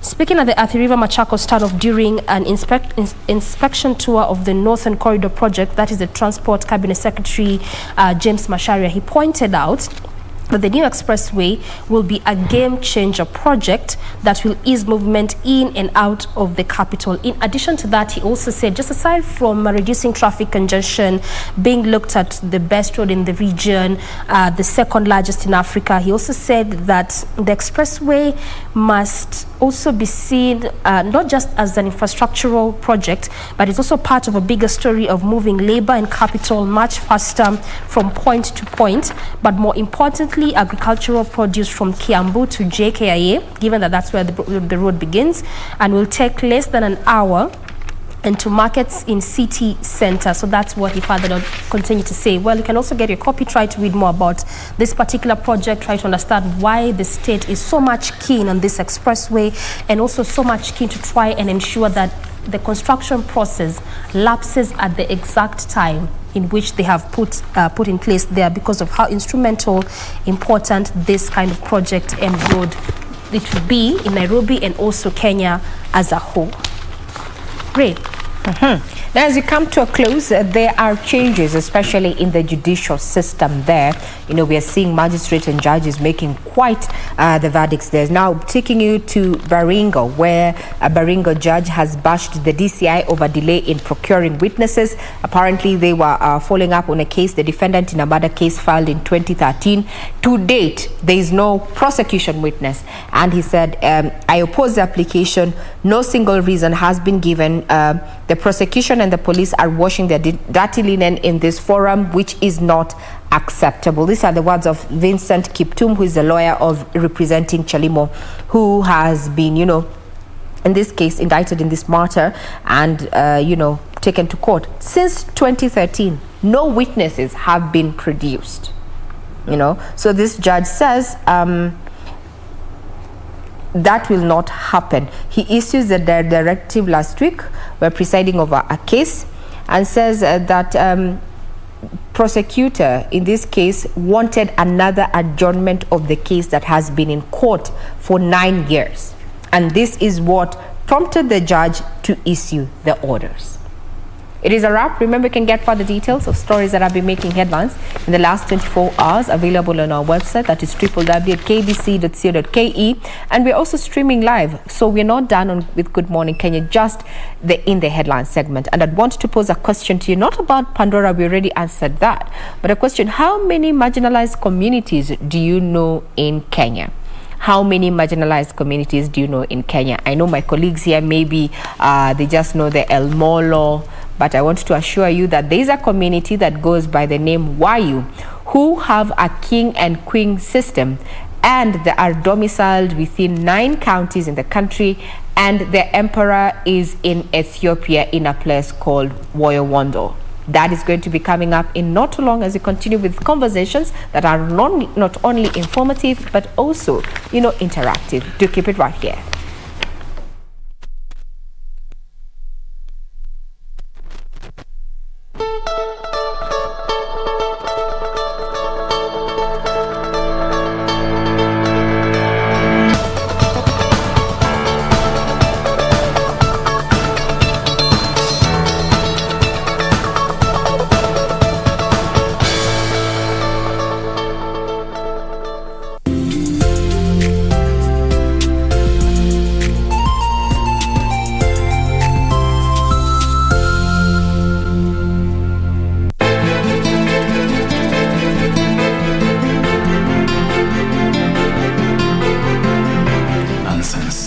Wachezea kazi tu.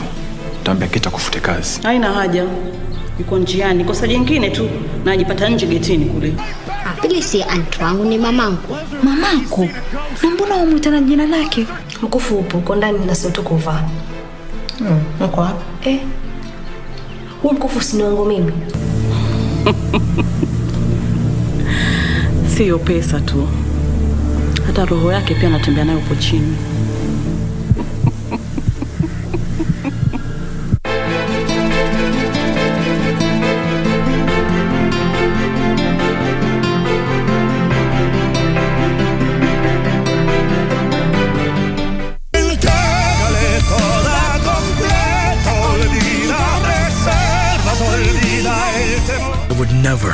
Never do anything against your family, and of course, against you, Deanna.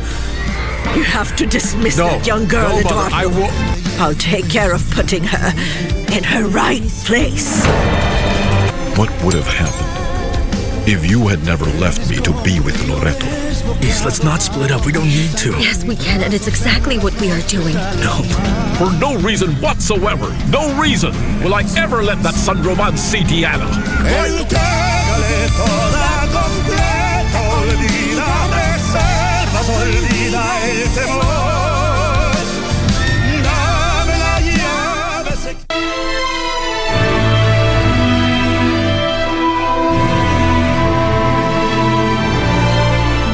She does have a major illness, but how dare you do that? Lying to the Empress Mother. You wrote that? It wasn't there when I handed it over.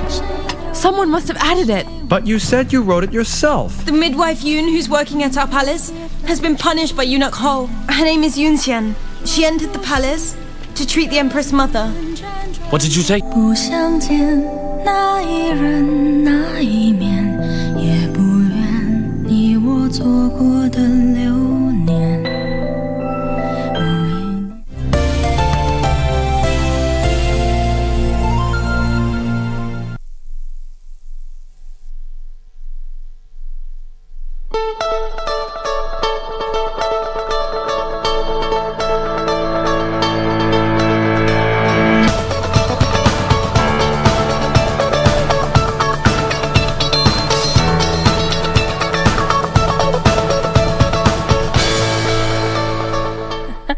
Welcome back to the program at 4 minutes past 8 a.m. Time for us to also check how the roads are looking like this morning. We are keenly focusing on what is happening along State House Road as well as Nyerere Road. Those two main slip roads that branch off from the major university roundabout. And also, perhaps if you missed our fast traffic link, again, it's quite important for me to mention because looks like we're really constantly talking about the expressway. And this is simply because of how it's expected to shape Nairobi and Kenya all together. And again, also a latest report by Kenha is that particular route, especially areas around Haile Selassie Avenue, there's the University Way, General Motors along Mombasa Road. The next weeks, you expect to experience heavy kind of traffic, and this is again, it's obvious because of that expressway. And also along General Motors, there's a new footbridge that's supposed to be installed there, so that is also in addition to that expressway, which is slowly taking shape. As of now, where it stands is about 64% complete. It's expected to end in December 2022. Again, it's also important for me to mention when it's expected to be complete in terms of construction, at least for those plying that specific route, or if perhaps you have any kind of activities or businesses around or along that area, at least you better know how to navigate and move about that place. So let's just quickly look at those two alternative routes that get to branch off from the major university roundabout. Let's try and see if at all things have changed, or it's how it's perhaps how it was earlier on, no traffic at all along these routes. This is Nyerere Road as well as State House Road. Like I mentioned, the two major slip roads that get to branch off from the major University Way roundabout there. But again, oftentimes there's barely any kind of heavy traffic on these two routes because it does not accommodate public transport. You know, the matatus, they are just mostly the motorcycles as well as private vehicles. So again, this is why it often serves as a very good alternative route if at all you use those kind of means in terms of transportation, especially leaving areas of Uhuru Highway, leaving areas of Waiyaki Way, coming to the city center, leaving areas of Valley Road, Ngong Road, Langat Road, as well as you come to the CBD, and also leaving CBD going to those areas. And perhaps you do not want to make do with a heavy kind of traffic, most especially along Uhuru Highway, and given the fact that we still have that expressway construction, which just adds on to more heavy kind of traffic there along that route. So clearly you can still use this anytime as an alternative route. This is State House Road. So where you get to branch off on this particular route is just as you leave the University Way roundabout, coming through State House Road up until you get to the sections of Mamlaka Road. If at all you're heading to areas around the Nyayo Stadium there, you get to branch off on the other section of Kenyatta Avenue. And if at all you're heading to areas of Valley Road, Ngong Road, Langata Road there, you still come through the same route that is State House Road. You get to branch off to areas around Arboretum there, cutting through that section, some minor roads there as you head over to that section or that lane along Valley Road. So you can use either of those two minor roads as you leave areas of State House Road there. The other route or the other road is Nyerere Road. So again, instead of using the entire Uhuru Highway or in between section of Kenyatta Avenue and the University Way roundabout, as you leave areas of Waiyaki Way, you get to branch off on that section of Nyerere Road as well. Coming through that section, as you leave that area of Kenyatta Avenue, cutting through Valley Road. So this is how that route actually comes along. Just coming through the same slip road there, you branch off through the other slight section along Kenyatta Avenue, heading all the way through Valley Road as you head over to sections of Milimani Road, again one of those minor roads there. So instead of the heavy kind of traffic, making do that heavy kind of traffic in between these two areas, one of those areas also which have been announced that we are expecting heavy kind of traffic in the next few weeks, you can clearly use either of those two routes there as you head over to perhaps your businesses, workstations, going to those areas that I've just mentioned. So that's how it's looking like in terms of traffic this morning, just trying to keenly focus on what is happening along State House Road as well as Nyerere Road.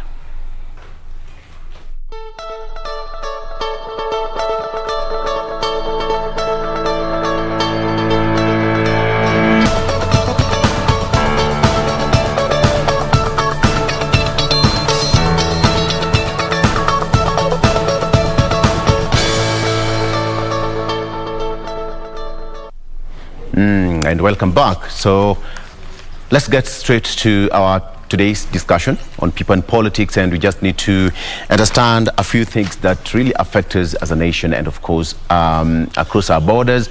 And the right person to help me discuss that is Wakili Ken Amondi, who is an advocate of the High Court, who is also going to give us an in-depth analysis on what we should expect moving forward. Remember that issue of Pandora Papers, from the legal perspective, what does he understand by it, and even for you as a Kenyan to understand what it entails and what you need to understand about it. The president has said that they will respond at the right time on what they know and what they should let Kenyans know about it. Wakili, thank you so much for joining us. Thank you, asante sana. Karibu sana. It's all over the papers. PD have got almost all the papers have it on the front page. Uhuru secret money dossier, good for Kenya. Uhuru owns up to Pandora leaks. We have on the Standard, Pandora's box. It's all over the papers. Perhaps in simple terms, what do we need to understand about this? Victor, it's all about offshore accounting and holdings. Yes. And let me say that per se, it is not illegal to own an offshore account. Say for the fact that our constitution places certain thresholds, particularly if you are a state officer, in the sense that you ought to disclose the offshore accounts that you operate. Secondly, let me also say that it's not that if you own an offshore account, then there's anything illegal pertaining unto it, especially if the source of the funding, as it were, is legal. Yes. So that it would only be questionable if perhaps the offshore account is meant for purposes of hiding illegal proceeds, yes, as it were, from what can be described as state funds. So that in respect to the question of His Excellency the President, I think the issues that would arise would be, for example, when was that particular account opened? Was it an account that was opened before he became a state officer? Yes. And of course, for His Excellency the President, I mean, the provisions of the Constitution that we are talking of, and their 2010 Constitution, so that we will be speaking of, you know, from the time he served in the cabinet post 2010. Such that can it then be said that, you know, that particular account was opened when he was a state officer? Yes. There would also be the question of who particularly owns that particular account, because from the reading of the expose, it talks of, you know, the Kenyatta family. Yes. And not necessarily His Excellency the President. And I think it would also be important to point out, and perhaps the tax experts would be would paraphrase that best. Yeah. There's always the question of the distinction between tax avoidance and tax evasion. Yes. So that there is this notion that, you know, tax evasion is not illegal per se. Because one of the reasons as to why some people would prefer to, you know, place their monies in such offshore accounts, or what would also be described as tax havens, is the fact that, you know, you would escape from, you know, certain tax obligations, which would otherwise be, you know,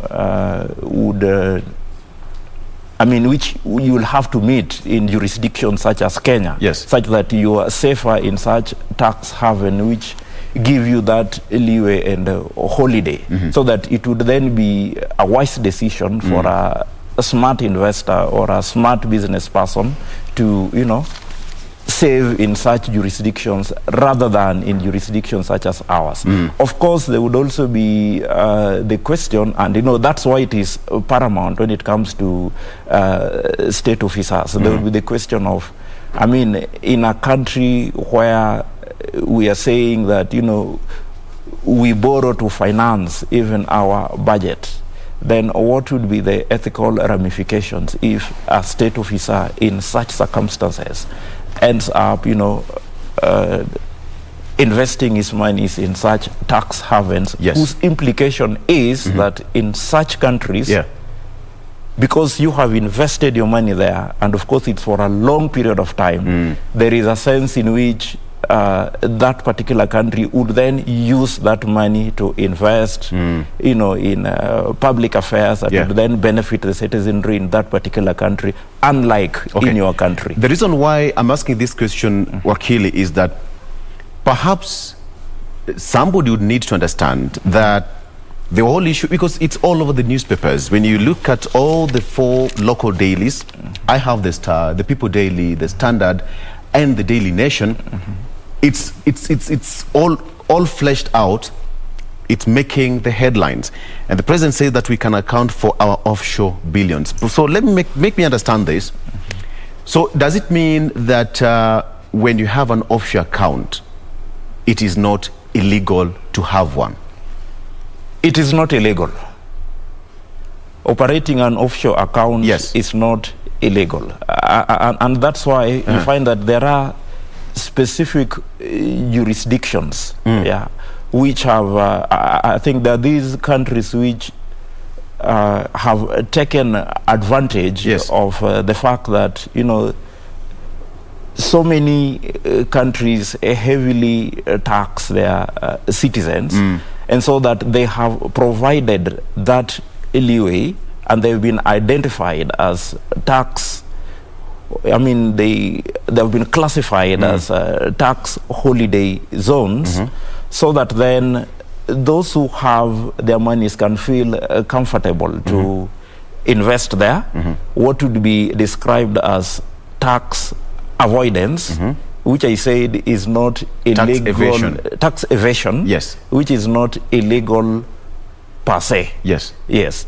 Because those are countries, and that is how they operate. That is how their tax regimes operate. So that if you choose to invest there, it cannot amount to an illegality. The issue would only be if what you are investing there are proceeds of crime. Yes. That's how I get to understand it. So because people are saying the whole notion out there is the whole leak is out, the investigation is out, the investigative piece is out. So people are now trying to portray as these are proceeds of crime, corruption, theft, loot, and what have you. Perhaps who can actually invest in an offshore account? Anybody can invest in an offshore account, so long as you are able, right? Even myself, I can.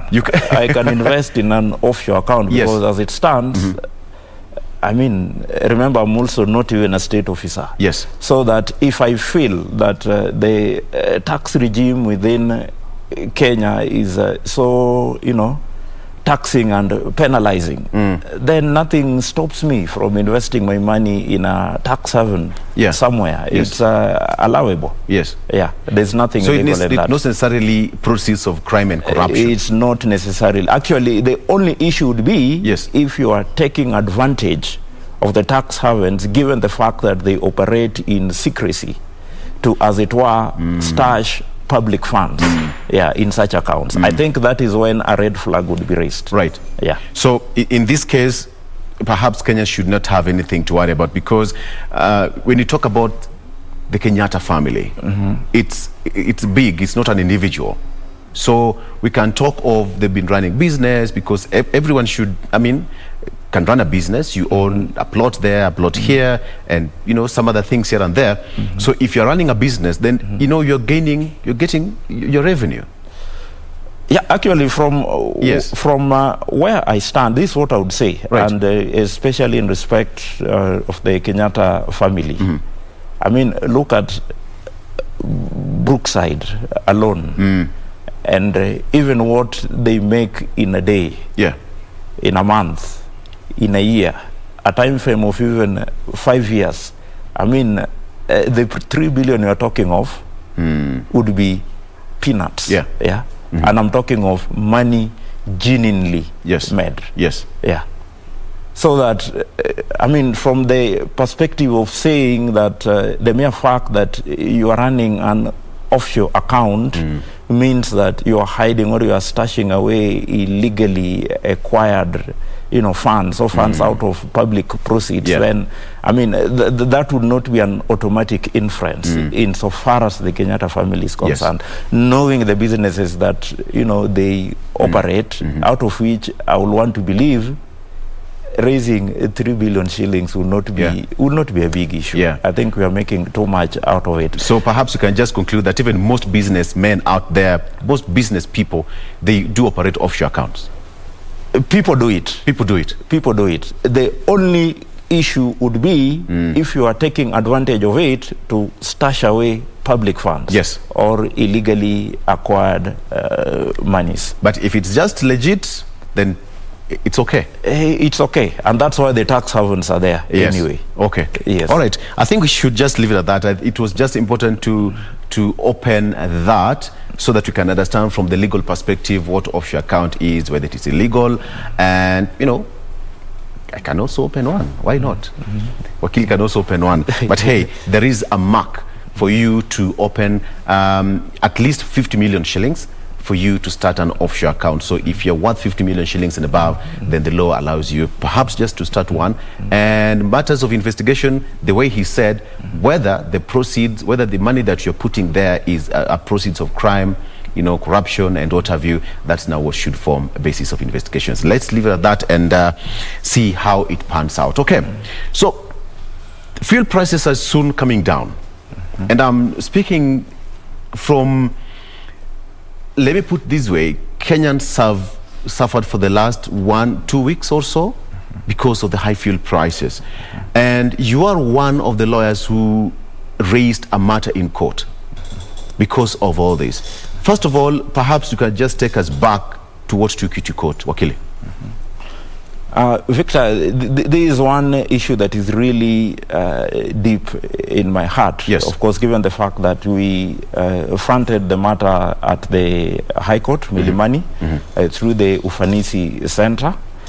What actually drove us to court was the fact that Kenyans across the board were complaining. There was this hue and cry over the increment in fuel prices, particularly after the announcement by IPRA. That was on 15th of September. They ordinarily announce new fuel prices on the 15th of September.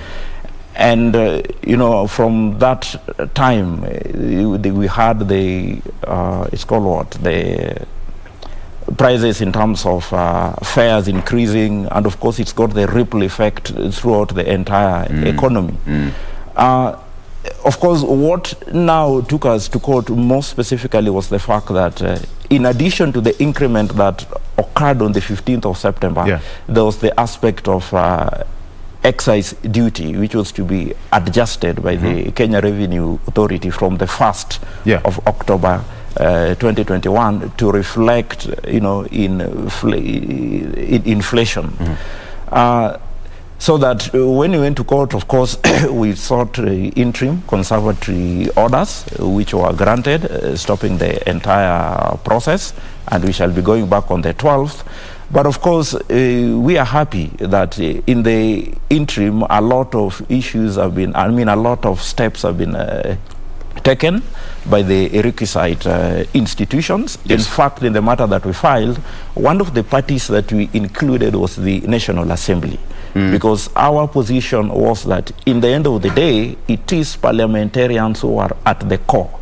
You see, even the bodies like the KRA, the IPRA, they will all tell you that, look, there is still regulations from yes, because the problem that we have with the fuel price in Kenya is the fact that taxes account for more than half, actually around 60% of the price. And remember, taxes per se are legal. You have the VAT, you have the Petroleum Development Levy, you have the railway, whatever. They are around 6 taxes. And who crafts these particular laws? It is a parliament.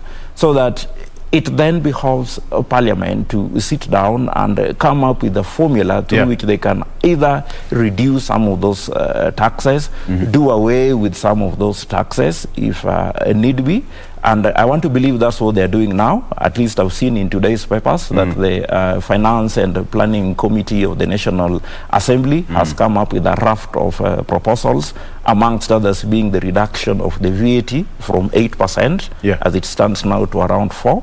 There is also the proposal to reduce the excise duty and of course the others. And I think that would be a welcome decision to Kenyans, so that if that will then be done, then there's a sense in which from a policy perspective, it will then be possible to reduce the price of fuel. Because like I've said, if you look at it clearly, taxes account for more than half of the landed price. So that the moment you reduce the taxes, automatically you reduce the price of fuel. Had it been affected, what would have been the end result to the common mwananchi going at the fuel station? Definitely there will be an increase. They're talking of around 8 shillings. Yes. Yes, that is in respect of the excise duty. Yes, adjustment. Yeah.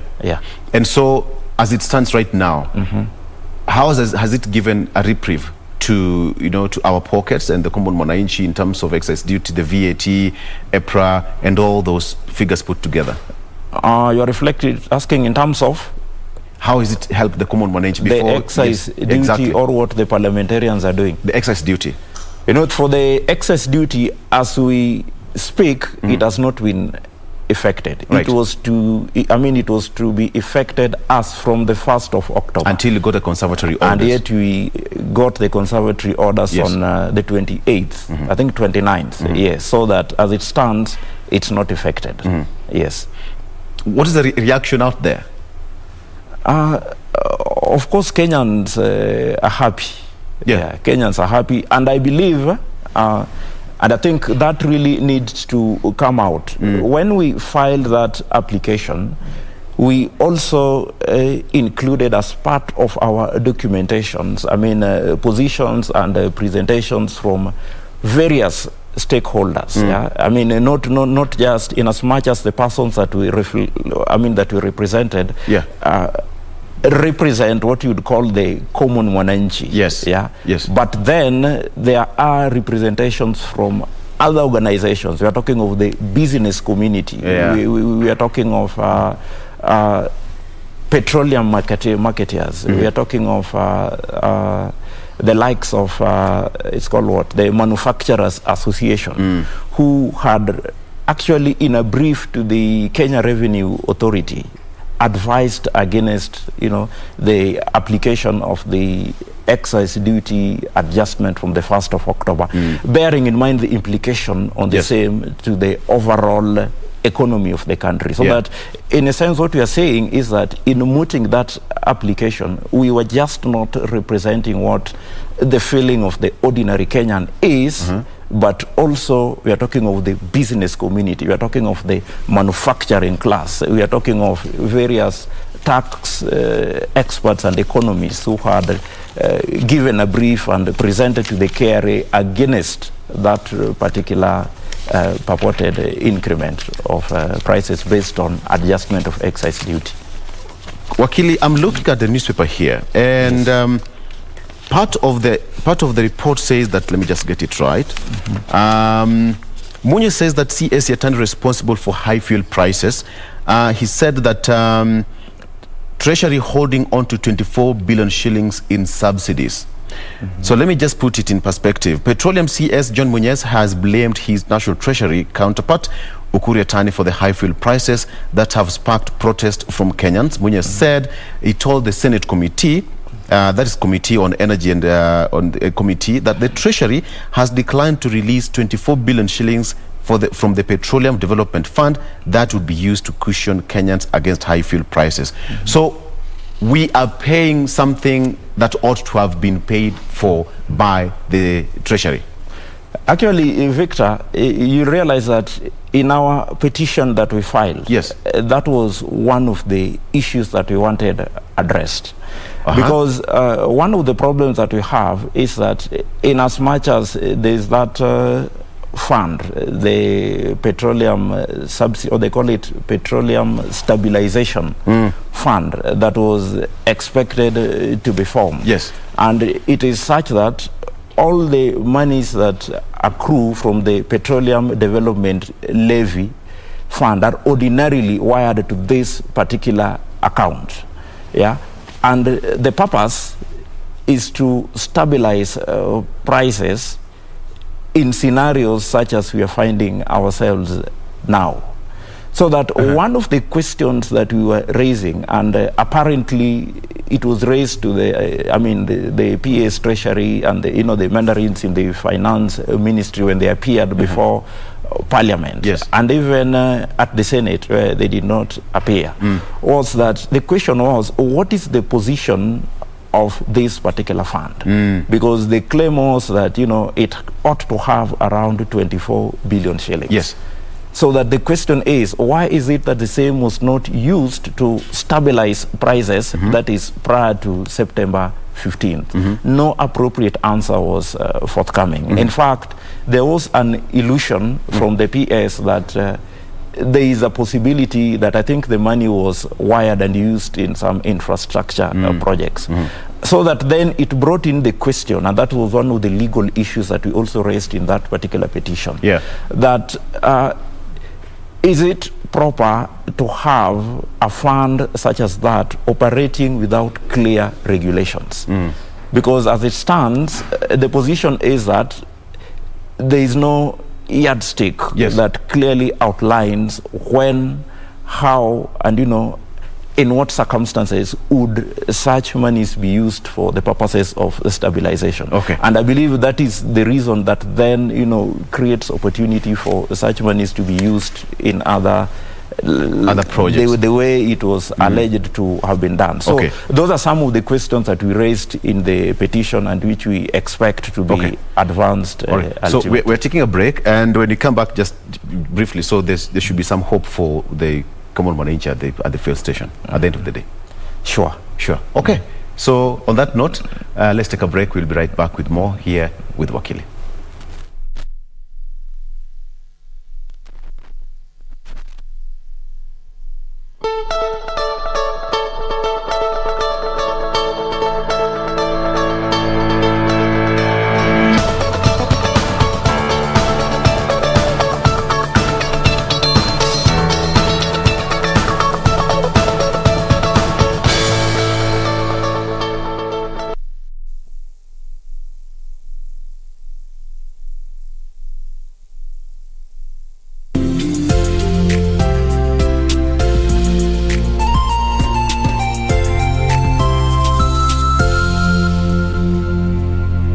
Kupata sikiza tune hii ya kibeti, bonyeza *811*962#. Aki umefanya vizuri sana kunifikia hii simu sasa. Nimekuwa na stress kutoka asubuhi kabisa.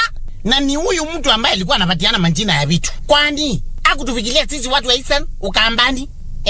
Ni nani alisema ati wife kwa Kiswahili ni mke? Na akasema ati handbaka.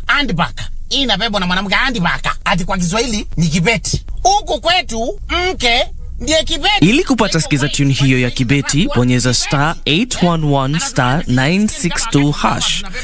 *811*962#.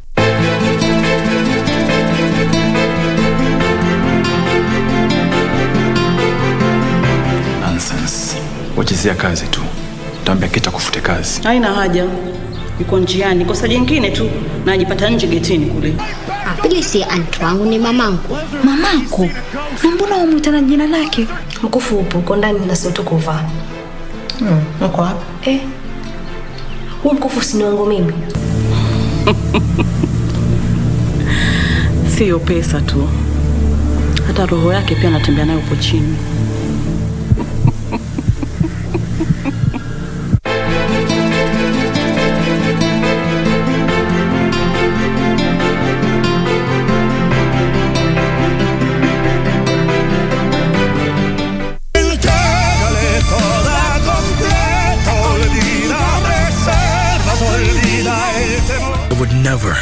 Never do anything against your family and, of course, against you, Deanna.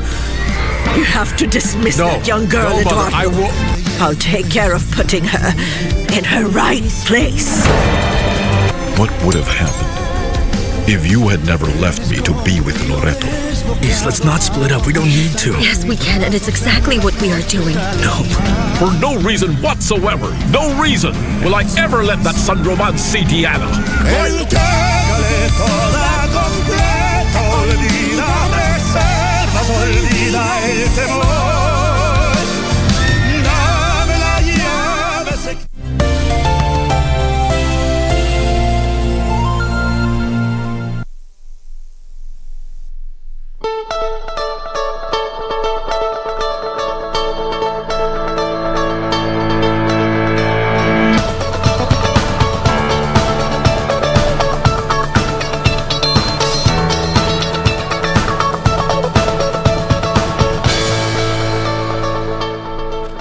Again, quickly look at how the roads are looking like just before you continue that conversation that was ongoing before that break. And we are still focusing on our two main sleep roads this morning. And again, like I mentioned earlier, it's just simply because there has been an announcement of heavy kind of traffic on major parts, especially along Uhuru Highway as well as Mombasa Road because of that expressway. And this is why it has become very important for us to just look at different other routes that could be used as alternative if at all you're coming to the city center or perhaps living areas that are along this particular route, going about your businesses in the city or even beyond. And that is why this morning we are checking on what is happening on these two major slip roads there. Earlier on, there was no traffic at all. This is along State House Road as well as Nyerere.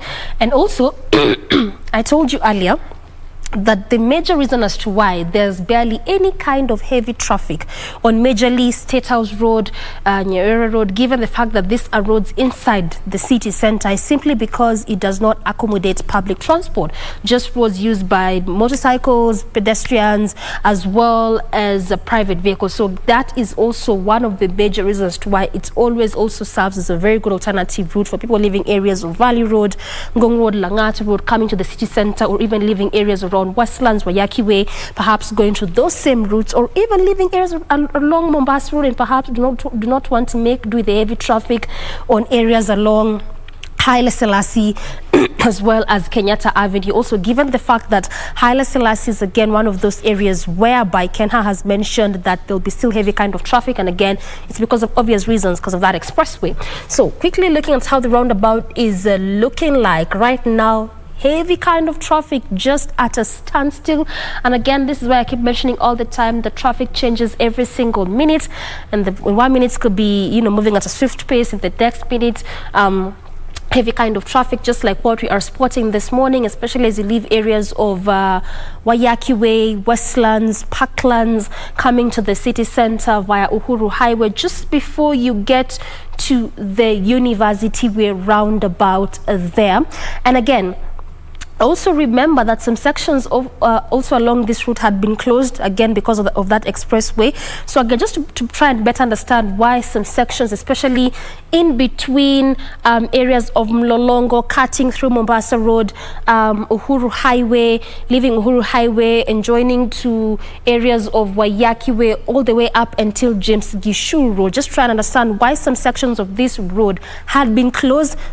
Some are closed right now, some will still be closed up until next year December, is simply because of that expressway. And this is because it cuts in between the sections, because the expressway begins from Lolongo area around Mombasa Road there, JKIA, coming through those areas that I've mentioned, cutting through those areas, going all the way up until areas of Wayaki Way around James Gishuru Road. So this is why you're seeing some sections closed, some sections were closed, some are still closed, and some will be closed because of that construction there. So again, that's why we are here to just keep you up to date and up to speed with what is happening along most of these major roads, and try to look at different other routes for you that you can use if at all that closure happens. But right now, that's how it's looking like still along State House Road as well as Nyerere. Could still serve as a very good alternative route for you, because right now barely any kind of heavy traffic along those two routes. Absolutely. And Doreen, there's that bit of the traffic that says that part of Mombasa Road will be closed. That is around General Motors, Bunyala roundabout, Haile Selassie and University Way. Yes. And actually around Bunyala, this will be the second time they are closing that road, because around May there, April, May, yes, it had also been closed and there was only one lane which was in use, again, because of the expressway. I mean, Victor, we cannot talk about the expressway any further because it's clearly one of those roads that is expected to shape Nairobi, how it's looking like.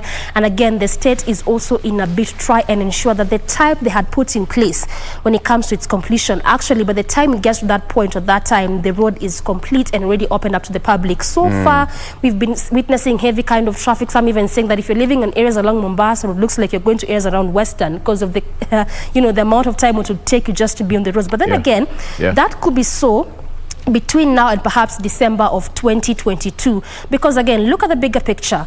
It costs Kenyans around 11 million Kenyan shillings just an hour spent on the road.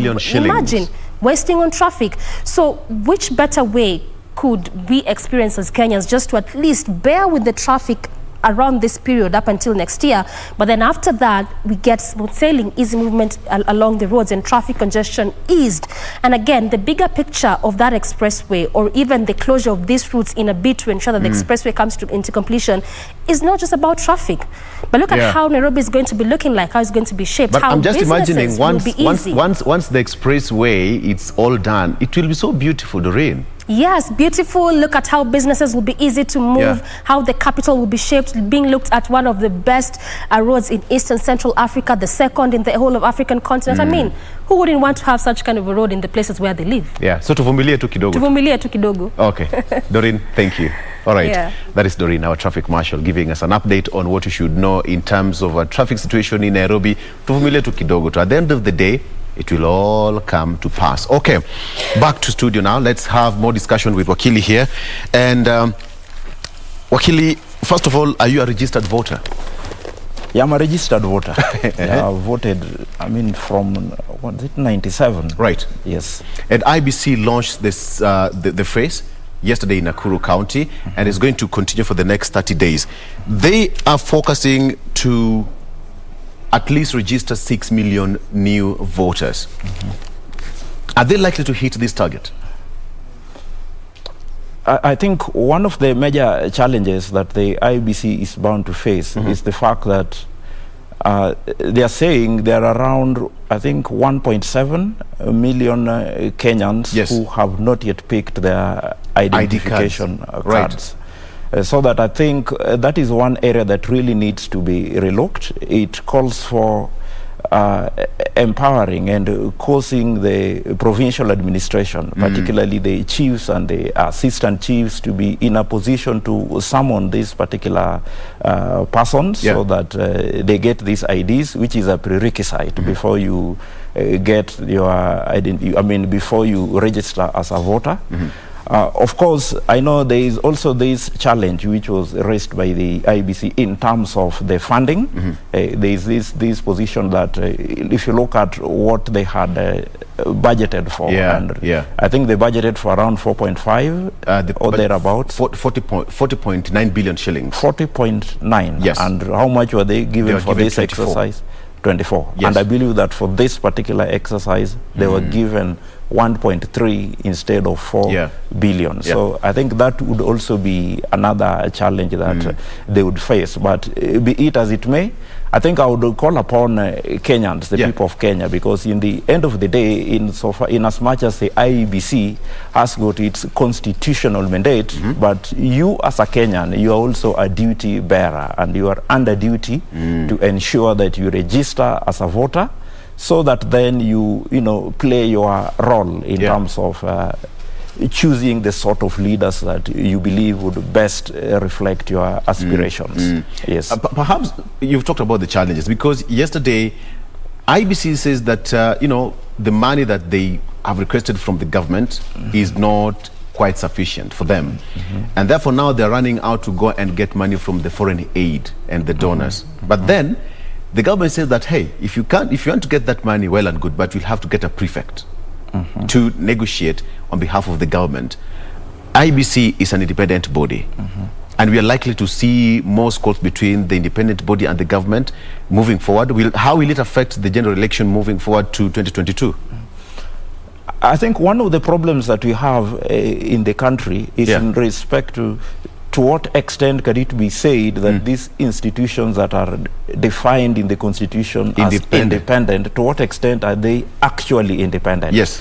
And you realize that independence of an institution must first and foremost be captured from the aspect of financing. I think that's one of the problems that we have at the judiciary.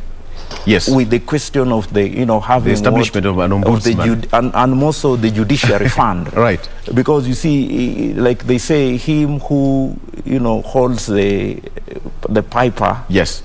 I mean, the person who has the money that in the end of the day calls the shots. Yes. Yeah. So that one of the fundamental aspects that ought to be addressed in respect of independent institutions is to ensure that they have their independent financing. And I think until the IEBC has that, then the question of independence of the IEBC would always be questionable. Be that as it may, of course, there's also the question of the IEBC itself demonstrating that, with that which you have been given, to what extent can you account for it? And you see, bearing in mind that we come from a country where, as from the last elections, and in fact, I think even 2013, serious questions have been raised insofar as the spending by the IEBC is concerned, insofar as accountability. But I think is it's on the higher side because of the technology we've applied since then, the biometrics, going digital. Back in the days, it used to be, Mlolongo system. Yes. Yeah. And again, when you talk about the expense that the IBC, and it's one of the most expensive exercises actually. Yes. But from the political class, they are trying to argue that, hey, you don't need all this money to conduct an election. Chebukati says we need this money. So who is speaking the truth? For example, while seated here, I was trying to do basic mathematics. Yeah. For the current exercise, which is expected to take 30 days, the IEBC are saying they were given around 1.3 for the current exercise. Yes. I was trying to do basic mathematics. 1.3 divided by 46 counties, 47. You get around, you get around, it will come to around 30 million or something, 27. Something million. Yes. And then I was taking the example of Kisumu County with 5 constituencies. So that you'll find that for each constituency, you'll therefore be talking of around 5 million. Yeah. 5 million, the 5 constituencies, or a constituency in Kisumu County, for example, Kisumu Central has around 5 wards. Yes. So you're talking of around 1 million per ward for 30 days. I mean, I really do not think that would be enough given the struggle. I mean, you've not talked of the red tape, I mean, what it undertakes, the planning and such for the logistics, for such exercises. So that really, I think that we have a problem there insofar as the financing is concerned. So perhaps it's just deliberate to clip the wings of IBC financially. I would say that. Yes. But again, like I've indicated, you have to look at it from both sides. From the perspective of the IBC, have they also manifested a proper accountability insofar as the funds that they are given have been spent in the other elections? Because you see, that probably would also inform the position by Parliament to allocate them that which they even were from the last election. Exactly, because if you cannot account for 100 shillings, why should I give you 1,000 shillings? So yes. Those are the questions that we have to deal with. Are Kenyans motivated to go out there and vote? The mood on the ground? I would say yes and no. No, because people register so that they vote during elections. And you vote, I mean, the motivation would come out of the fact that, one, if I vote, that my vote would ultimately count. Yes. So that to the extent that any time after you vote, then the same has to be subjected to a court process. And then the court process somehow finds that there's a sense in which your vote did not count. Then you see that would in one way or another demotivate certain other characters from, registering and blah, blah, blah. Yes. But of course, with time and given the fact that as we speak, and of course you are aware, a good number of the proportion of voters are youth. Exactly. We are actually talking of around 75% of the registered of the voters. Of the voters, if I'm not wrong. And a good number of the youth, of course, do realize that there's a sense in which it all depends on them. There's a sense in which they can take advantage of, the voter registration exercise and even the next election to put in place the sort of government that would, as it were, meet their aspirations. So that in a way can act as a motivating factor. But let me say that as an independent body, the IEBC, so that Kenyans can be motivated to, take the registration, register as voters and ultimately vote. You must demonstrate during the election exercise that my vote will ultimately count. I know that the problem that we've had in the country has been so much, not really in respect to the six ballot, all the six ballots, but particularly the presidential. And which is the most hotly contested? Which is the most hotly contested position. So that really the IBC would really need to up its game. And of course, there's a craze because, and Victor, you realized, most Kenyans have resigned to the extent that they have come to believe that, look, in this country, votes don't even count. Exactly. Yeah, that what counts is actually having the system. It has reached a scenario where even political leaders and senior ones have gone public to confess to that extent, which I believe is really dangerous. In fact, somebody said that democracy. Election in Kenya is not about the ballot and box. It's about a boardroom affair. Exactly.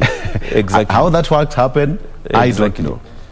So you have to weigh that vis-a-vis the question as to if Kenyans are do really have the spirit to even register as voters, because when you peddle the notion that my vote will not count in the end of the day. That in the end of the day, some people will sit somewhere and make a decision. Then the question is, why should I even bother to vote? So I think those are questions that we really need to relook, and it's all at the doorstep of the IEBC. Wakili, look, from what happened in 2017, the nullification of the presidential election was majorly in the technicality on the side of IEBC, if I get it right. And here we still have the Chebukati-led team, who is still the chairman. Perhaps somebody would argue that that is Chebukati and his team, must be scratching their heads to prove to Kenyans that they're equal to the task once again, based on what happened in 2017? The credibility test now. Actually, it's a serious credibility test, and which must also be looked at from the context of what is described as institutional memory in terms of management of public affairs. You will note that after the contested elections in 2007, there was the Justice Kriegler Commission. And part of the recommendations that the Kriegler Commission made was that at least 12 months to the holding of a general election, we ought to have a fully fledged commission in place. Intact. And so then you realize part of the reasons as to why we just have to be with Chebukati. up to the election August 2022. Because if, the team was to be done away with, then it ought to have been earlier. And it's another procedure to get another commission. It's a tedious procedure. Yes. And even after they come in, there's that process of, acclimatizing yourself to the system. Absolutely. Yeah, so that as it stands, it's only the 3 commissioners, Chebukati and the other 2, who can be said to have that important and vital institutional memory heading to the elections 2022. Yeah, so that, we just have to be there with them. And of course, they know what happened in 2017. The fact that there was that crisis even the of servers, we are not so sure whether confidence. they're open or not. Remember, heading to that election, remember there was the Supreme Court decision and order that some servers were to be open. It's an order that still stands. It has not been complied with to date. And we are going in to fact, one of the cycle. questions that I always pose, and I know it may arise, assuming we'll have a presidential election petition, the fact that if the Supreme Court gave an order in 2017 and it has not been complied with by the IEBC 4 years later, assuming also by the time we'll be having that presidential election petition in 2022, then would the IEBC be granted leeway to be heard before the Supreme Court judges, given that by that time they would still be acting in contempt of a valid order of the court? That is one of the questions that I expect to arise at that particular time. A very heavy question. It's a very heavy question. So there's a serious legitimacy issue surrounding the IBC, and more specifically Chebukati and part of the team that he was must be engaged. worried about this. Of course he is. As an individual, he must be worried about it. Because the courts will still go back to the history. We want a report. The petitioner did not come back and tell us, the servers were opened, we are satisfied with all that, and here we are, another presidential election petition has been filed before the Supreme Court. And then take it like this, and this is a scenario that I'm imagining. Someone will be declared by the IEBC as the winner in that particular election. Of course, someone else will contest. Right. That is the number 2. Right. Yeah? Papers will be filed. The only body that is expected to validly, to explain how the election was carried out in terms of the nitty-gritty is the IEBC. So you can imagine a scenario where the IEBC can then now not be allowed to participate in that. By that time, the chairperson will be the same chairperson who was, I want to believe, the main respondent, the third respondent in the elections 2017. Yes. Yeah. So it's a big question mark, but let's wait and see how it will pan out. Okay, moving forward. Just before we come to a close, what is your prediction right now that we are heading to an election? The case is still in court as we speak. The one for EPRA and the fuel levy and what have you. As the lawyer, what should you expect? Of course, no lawyer would expect to do.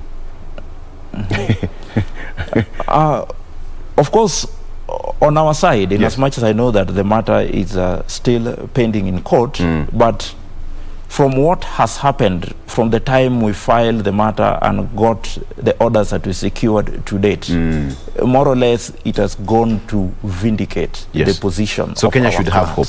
Yeah, at least from a public perspective, because the parliament are speaking what we said.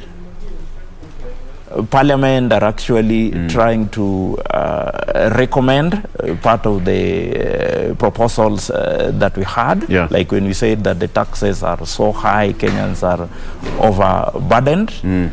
So that in the end of the day, I don't know, but I see a scenario where the respondents may just be forced to own up. Yes, because in the end of the day, it's about the people of Kenya. Absolutely. All the respondents that we filed the case against are public officers, state officers who have got a duty to protect the interest of the people of Kenya, so that what best serves the interest of the people of Kenya, that is the line that they ought to undertake. All right. Yes. Okay. Thank you. I think that's the right time and the right place to close that. Thank you so much. We've been speaking to Wakili Ken Amondi, who is an advocate of the High Court. We just touched on some of the topical issues that you need to understand. But one main important thing that you need to understand as a Kenyan, that the voter registration is on right now. It kicked off yesterday. If you don't have an ID card, go out there and get your ID card if you had applied for it.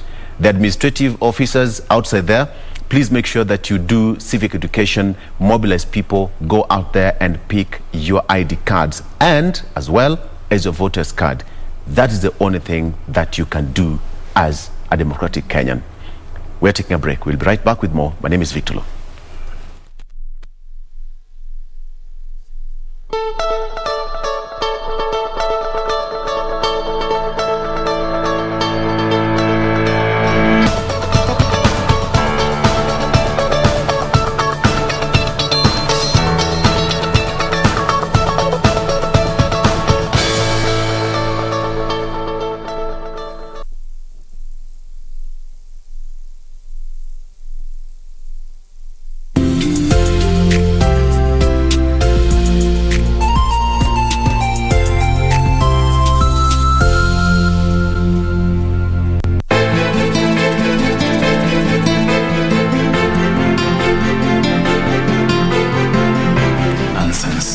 Wachezea kazi tu. Tambia kita kufute kazi. Haina haja. Yuko njiani. Kosa jingine tu na ajipata nje getini kule. Pili si anti wangu ni mamangu. Mamako? Mbona umuita na jina lake? Mkufu upo, uko ndani na sio kuvaa. Uko wapi? Huyu mkufu si wangu mimi. Sio pesa tu. Hata roho yake pia anatembea nayo hapo chini.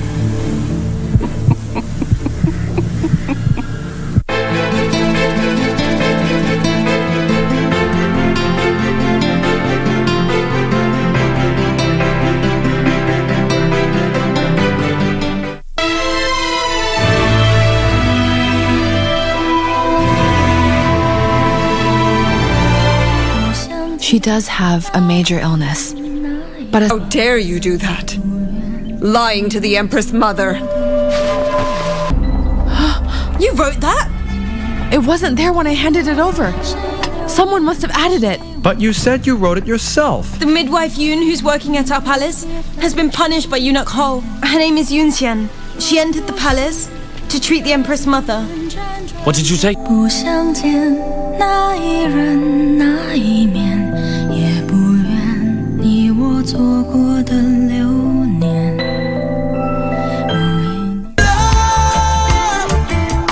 Let me teach you, show love. Love is how I greet you. So many things for us to share. Now is the time. These issues are real.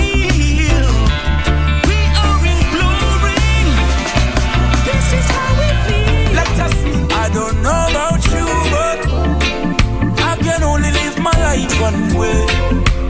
All I wanna do every day. Like up a split, turn up the music. Skanking sweet. Everybody wanna feel like free. Forget your troubles and you rock with me. You know feel a reggae music sweet. Yeah. Skanking sweet. Everybody wanna feel like.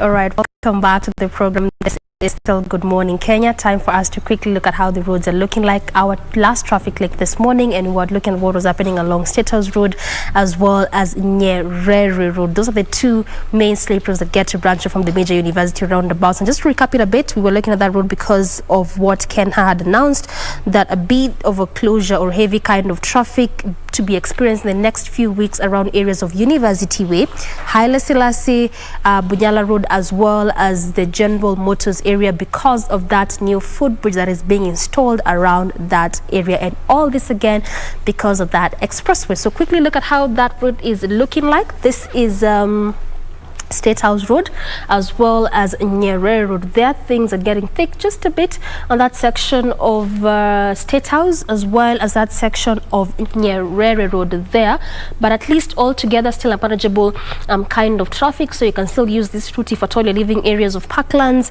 Wayaki Way, Westlands, coming to areas or going to actually areas around Valley Road or Ngong Road. That is the only time you can use either of these two routes. If you're coming to the CBD, you'll obviously have to just cut through Uhuru Highway on that section as you head over to areas around Kenyatta Avenue all the way there.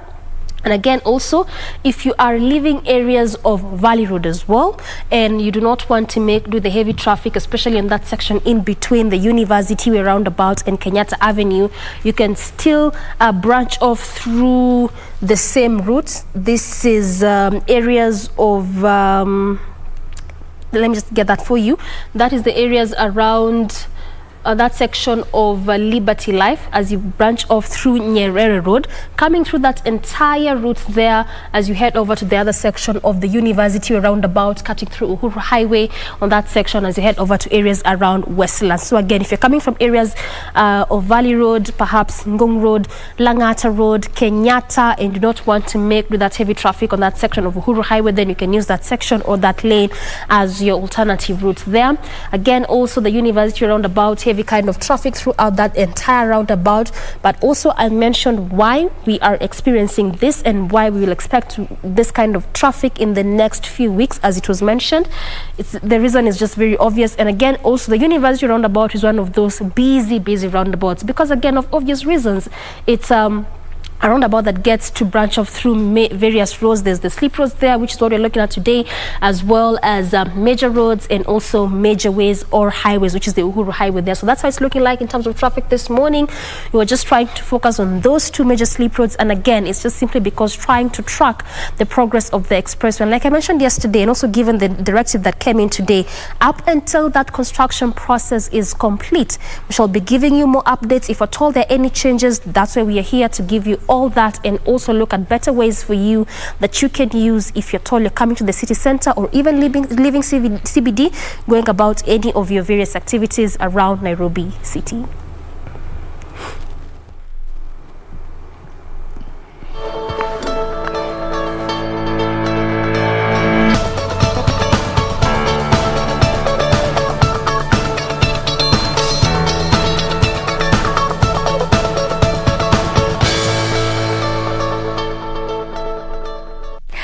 Welcome back. We are glad you are still keeping us company. This is Good Morning Kenya. In case you are just joining us, karibu tena sana. Remember, we'd love to know where you are watching us from, so feel free to interact with us. Check in. Use the hashtag Good Morning Kenya on Twitter. Our official station handle ever remains to be at KBC Channel 1. And do remember to tag me. My handle is at Jane Womboy. We now get into our health conversation for the day. And as promised earlier, given we are in October, Pinktober, we all know October is the International Breast Cancer Awareness Month, and that is what we want to talk about today. Create more awareness around breast cancer, understand how far we have come as a country, and what more needs to be done to just make sure that breast cancer is not the menace that it currently is, not just in Kenya, not just in Africa, but the world over. With me in studio, I have two brilliant ladies who have joined to help with this conversation. I'll start by introducing you to the lady to my immediate right. She is Nancy Awor, who is a breast cancer warrior. Good morning, Nancy. Morning too. Karibu sana, Good Morning Kenya. Thanks very much. All right. And we also have Dr. Joyce Kenyanjui, who is a clinician working with Texas Cancer Center. Good morning, doctor. Morning. Karibu sana, good morning, Kenya. Thank you. Thank you for making time to be with us today. We hope to get to understand, by the time we close this conversation, we hope to be better empowered. Now remember, questions, comments, clarifications, we welcome them. We are here to help you know better as we also get to learn from this conversation. So let me start with you, Dr. Joyce. When we talk about breast cancer, from what you have seen interacting with the different ladies and the different patients that you have interacted with at Texas Cancer, how are we doing in terms of the numbers and the prevalence that you have been seeing? We can say breast cancer is among the top 5 cancers worldwide, with breast cancer leading with 29%. Yes. Yeah, so it's common in women and it's also common in men, with 99% being women, and the 1% being male.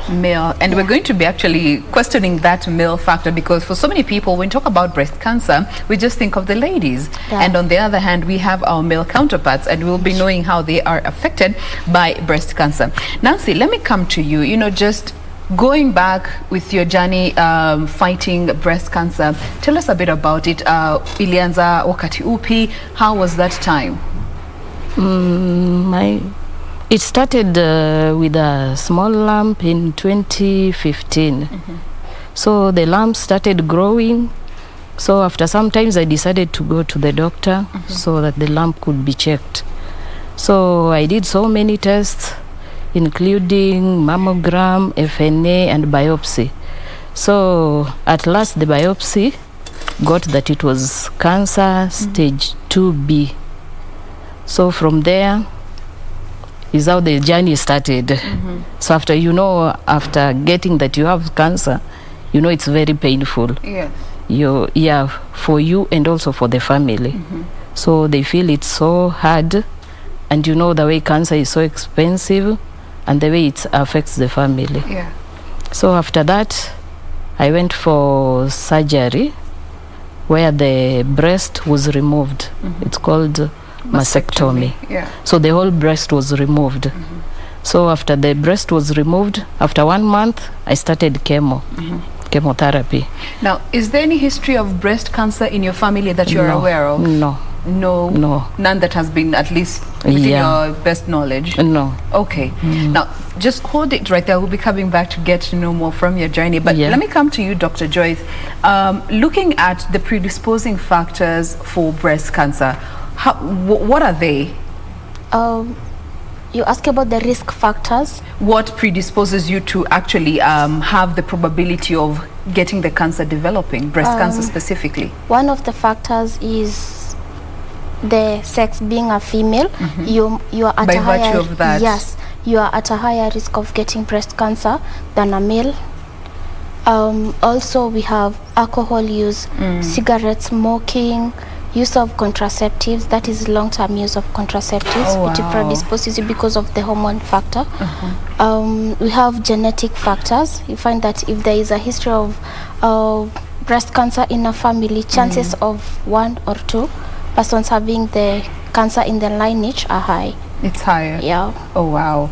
Now, and looking at all those factors, which one has been seen to be the most, or rather the biggest cause of breast cancer? Is it the genetics? Is it about the lifestyle, or the hormonal changes that come as a result of using these contraceptives? We can say lifestyle, and also genetic factors, and also the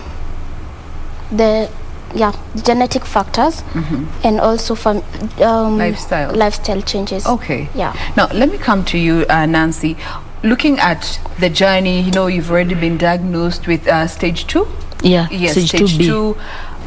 Were you able to sort of get more information around what could have exposed you to getting the cancer, or you weren't able to get that information? No, I didn't get that information, but the way I just thought maybe long term of contraceptive.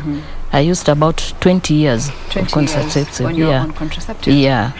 Or maybe it's lifestyle, because it's not in the family. It's not in the family. Yeah. Now, what was it that prompted you to even feel for, or even check and question what you felt when you were feeling around your breast, the lump? There was a time I was bathing. I just felt some sharp pain. So when I started touching it, I just got the lump. But at first, I didn't think it was anything. Were there any other signs that were presenting themselves before you felt the lump? I had a lymph node on the armpit. Under the armpit, yeah. So that one was alarming. So when I went to the doctor, he told me, this one we have to do a lot of tests because of the lymph nodes.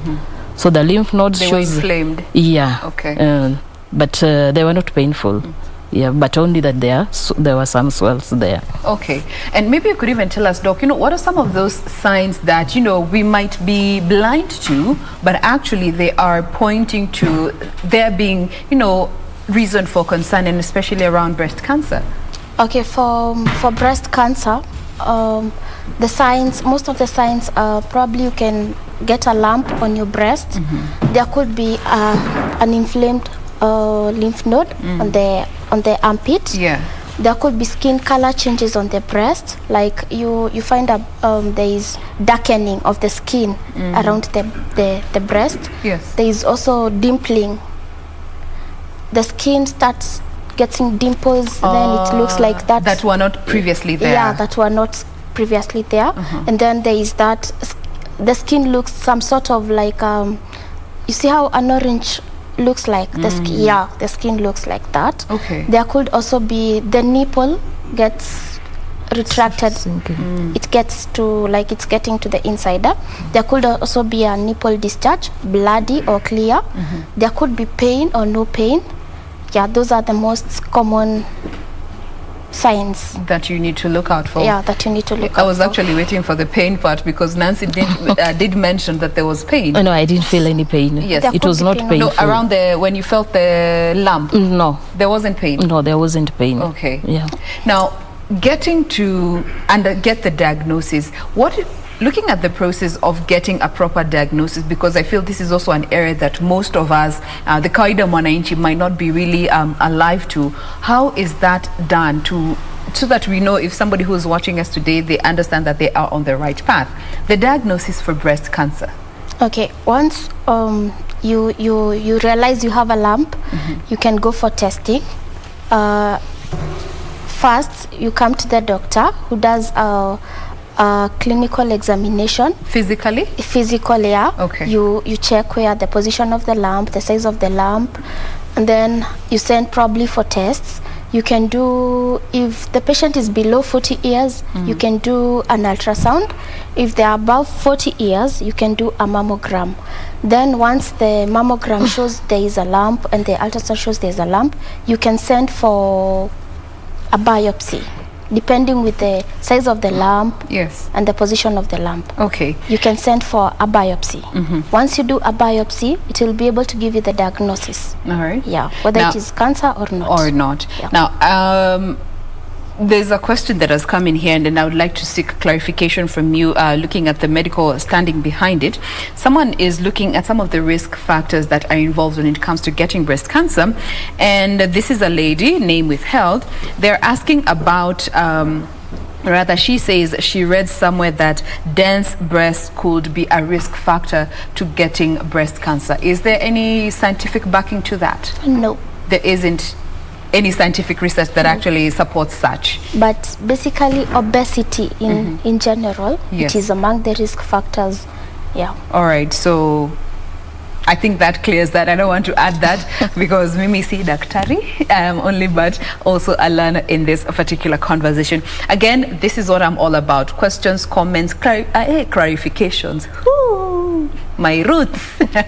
Clarifications, we welcome them, as simple or as grand as they may be. Now, let's talk a bit about men and breast cancer. Do men get breast cancer? Let's start there. Yes, they do. They do get breast cancer? Yes. And how is it different from breast cancer that women get to experience, if there's any difference? I can say the difference could be due to the, physical our breast, anatomy. yeah, the physical anatomy. As we have more more fatty tissues on the breast, and the men, they tend not to have. So once they get the lump, probably they can't even get to know they have the lump. And again, men, they're okay, I may not use the word difficult, but it's not easy for them to touch themselves and probably examine themselves. But they do get breast cancer. They might get also lumps, nipple discharge, also swellings on the armpit. Yeah. So the signs and symptoms are pretty much almost They are the same. always the same, yeah. Difference is probably when it comes to the detection of the lumps. Yes. All right. Now, let me come back to you, Nancy. You know, looking at going back to that time, you've gotten the diagnosis and you've undergone surgery, and now you have to go through chemo. How was that experience for you?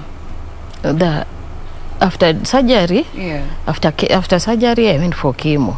So chemo was the hell. It's so painful. So when they do the chemo, they put the injection and the medicine into your blood. So the side effects, they affect seriously. And what are some of those side effects that, you know, you personally experienced? First, you start vomiting. Then at times the body starts changing. The body color, it's changed to black. Your Even the complexion nails, darkens. yeah, it darkens. Even the nails turns black and they become so light. Me, I had even my nails were falling, but now it's okay. Even the hair, every part of the body where there is hair, it had to fall. I didn't have any hair. Even the eyebrows were not there. So the chemo is the what can I say? It was a very hard time. It's very and tight. It's experience. very hard experience. You vomit, you don't eat, appetite loss, moods, even moods. You just see somebody like this, you just feel, no, I don't want to see that person. Yeah. Yeah, it's not easy.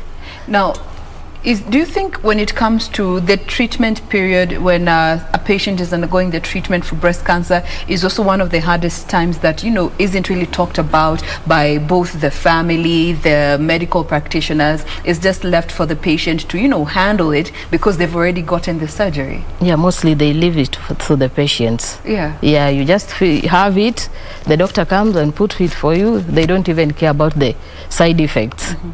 They'll tell you that it's normal, you have to have the side effects, but you just have to get the treatment.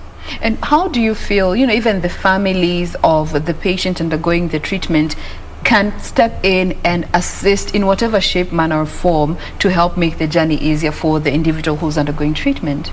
Yeah, they can chip in mostly financially because cancer is so expensive treating.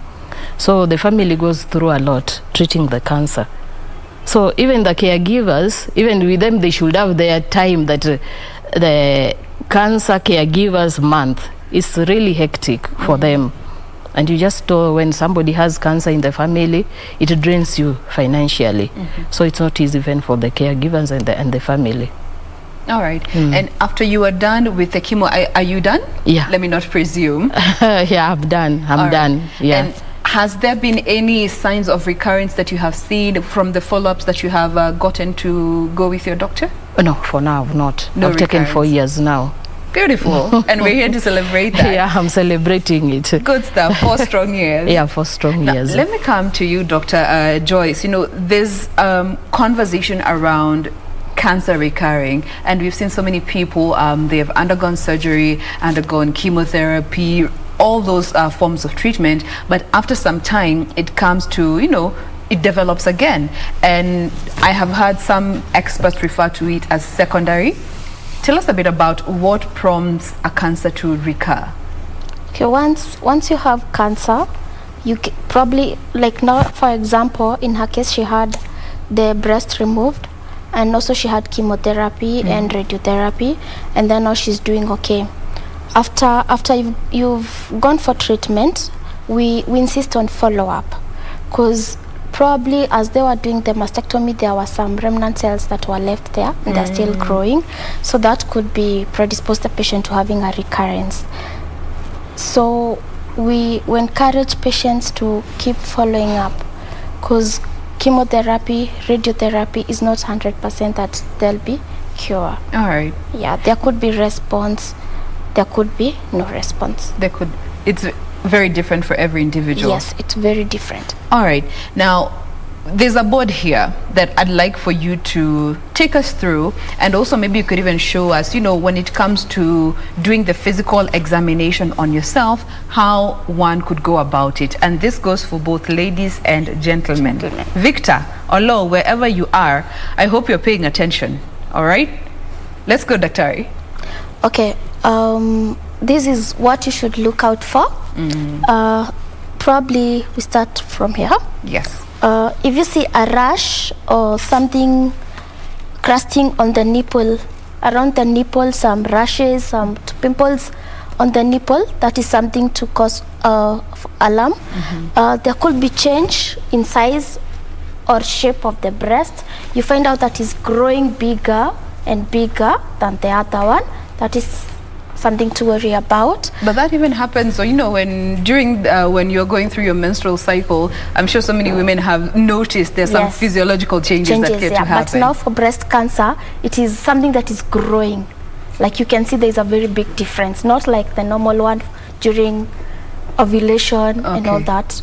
For breast cancer, you find that it's quite abnormal. And you the growth can rate note is the big. difference. All right. Yeah. Okay. Lumps and thickening of the breast. If you touch yourself and you feel a lump anywhere and probably it's growing in size, you should go for checkup. Cause for alarm. Yeah. Okay. Nipples inversion, like the nipple is supposed to be on the outward, and then you find out that now it's getting to the inside. Okay. Now, allow me to also just pause at that particular point, because this also goes back to, we were having a conversation a while back and looking at breastfeeding. Normally, there are women who have challenges with the nipples. There's some inverted nipples, there are flat nipples. Now, in this case, the inverted nipple is something that has been pointed out here. How do you tell the difference? Normally, you have a nipple that is inverted, but it gets inverted more. You can be able to notice, not the normal inversion. It's like it's disappearing to the inside. Okay. Yeah, totally disappearing to the inside. Oh, wow. Yeah. All right. Do we need to lift the board up kidogo? There we go. We have swelling in the armpit or the collarbone here. Okay. If you touch yourself and you find out that you have some lymph nodes that are swelling that were not there, then you can feel with your finger. Yes, you can actually feel like this. Okay. Yes. Flat. You place your fingers flat. Yes, not. I was poking. Not poking yourself. So you feel with the fingers laid flat. Yes, okay. And also your armpits. Yeah, if you find the nodes, yes. We are good. There is also nipple discharge. Mostly it's bloody. Yeah. And probably you're not breastfeeding. And there's a discharge that is abnormal, so that's a point of concern. There could be constant pain. Not all breast lumps that have pain. Some are just quiet and they are growing. But if you find out that there is constant pain on the breast that is not easing despite taking painkillers and all that, you need to be checked. There could also be change in skin texture. The orange texture that I was talking about. Okay. Now, how long does breast cancer take to manifest in the body before these signs become very obvious? There are those that you find that a patient comes and they give a history probably of 2 months. There are those that say, I've had this lump for like 4 years, 2 years. It depends with an individual. Okay. Yeah. Now, I'd like for you to help us know how to do a proper physical examination of ourselves from home before we even get to go to a doctor with legitimate concerns. I have a lump here. Let me go get checked. How do you feel for lumps? Okay. You can use a mirror at home. Okay. As you take a shower.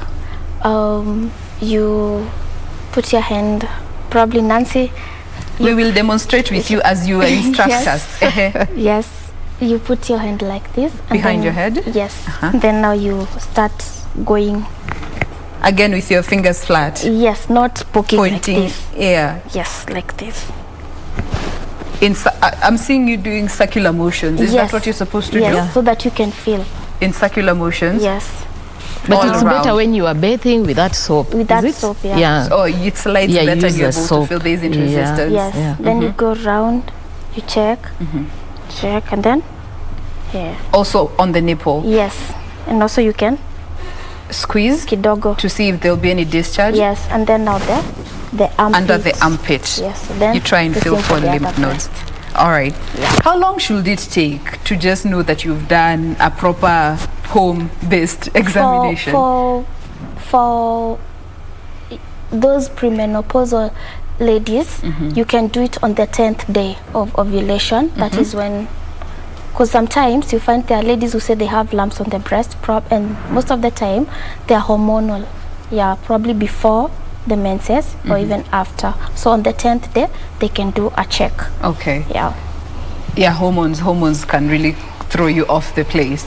Now, given we are paying much emphasis on breast cancer, we also understand that cervical cancer is also another big problem for so many women. It's among the leading forms of cancer when it comes to women. And we also have the doc here today. And just to touch on it very briefly, Doc, maybe you could run us through, the dangers that we need to look out for when it comes to cervical cancer, given the human body is just phenomenal. But we need to understand some of these things, and especially for my ladies, as we mark Breast Cancer Awareness Month, let us pay attention to our whole reproductive system. And maybe, Doc, you could just run us very quickly before we get to take your feedback. I'm seeing your messages coming in. We appreciate them. We're going to be attending to them in a bit. But let's just talk a bit about cervical cancer and the things we need to look out for as women, especially.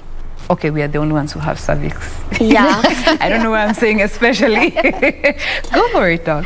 Okay, for cervical cancer, these are some of the common signs and symptoms. Yes. You might have unusual vaginal discharge. Let's just talk about that. Yes. What is usual and what is unusual? Unusual. Yes, usual and unusual, so that we can tell the difference. The usual is usually clear, but now the unusual one is something that is smelling, prolonged, and it has some color, could be bloody or brownish color. Yeah. All right, so normal should be clear. All right, so that's symptom number one. If you have an unusual vaginal discharge, you need to get that checked out. Yes, so that they can rule out infection or even cervical cancer. All right. Yeah. Now let's get number two. Number two is abnormal vaginal bleeding. Yeah, despite having your normal menses, if the bleeding continues for long and it occurs many times, like you have bleeding in between your periods, that is frequent, you should go for checkup. All right. Yeah. We have the same heavier and longer menstrual periods. That one you've checked. Discomfort while passing urine, like when you're going to the toilet for a short call, you find that you have pain and also difficulty, like probably you're struggling to get the urine out. Okay. Yeah. There could loss of bladder control, like you're not able to hold your urine, you just notice you've messed yourself. Okay. Yeah. Pain during intercourse. There is also pelvic pain. You might be having low abdominal pains, going to the back, a lot of pain on the pelvic area that is probably frequent or prolonged. All right. Yes. There is unexplained weight loss. You've just lost weight, you're not sick. You've just lost weight, and then probably you're having the other symptoms combined with weight loss. That's a problem. Yes. Okay. Constant fatigue. You just feel tired. You don't all feel the like, time. Yeah, you don't feel like doing anything. Leg pains. You feel like muscle pains on your legs. Yeah. Okay. So these are very obvious signs from where I stand, but then again, what is obvious to me might not be obvious to another individual. So if you have experienced any of these symptoms that Doc has just run us through, maybe you could want to go get a checkup to confirm and rule out any suspicions, and especially where cancer is involved, and that is cancer of the cervix. Now, I have some questions coming in, and I'd like for you to help us demystify some of them and to just clear the air.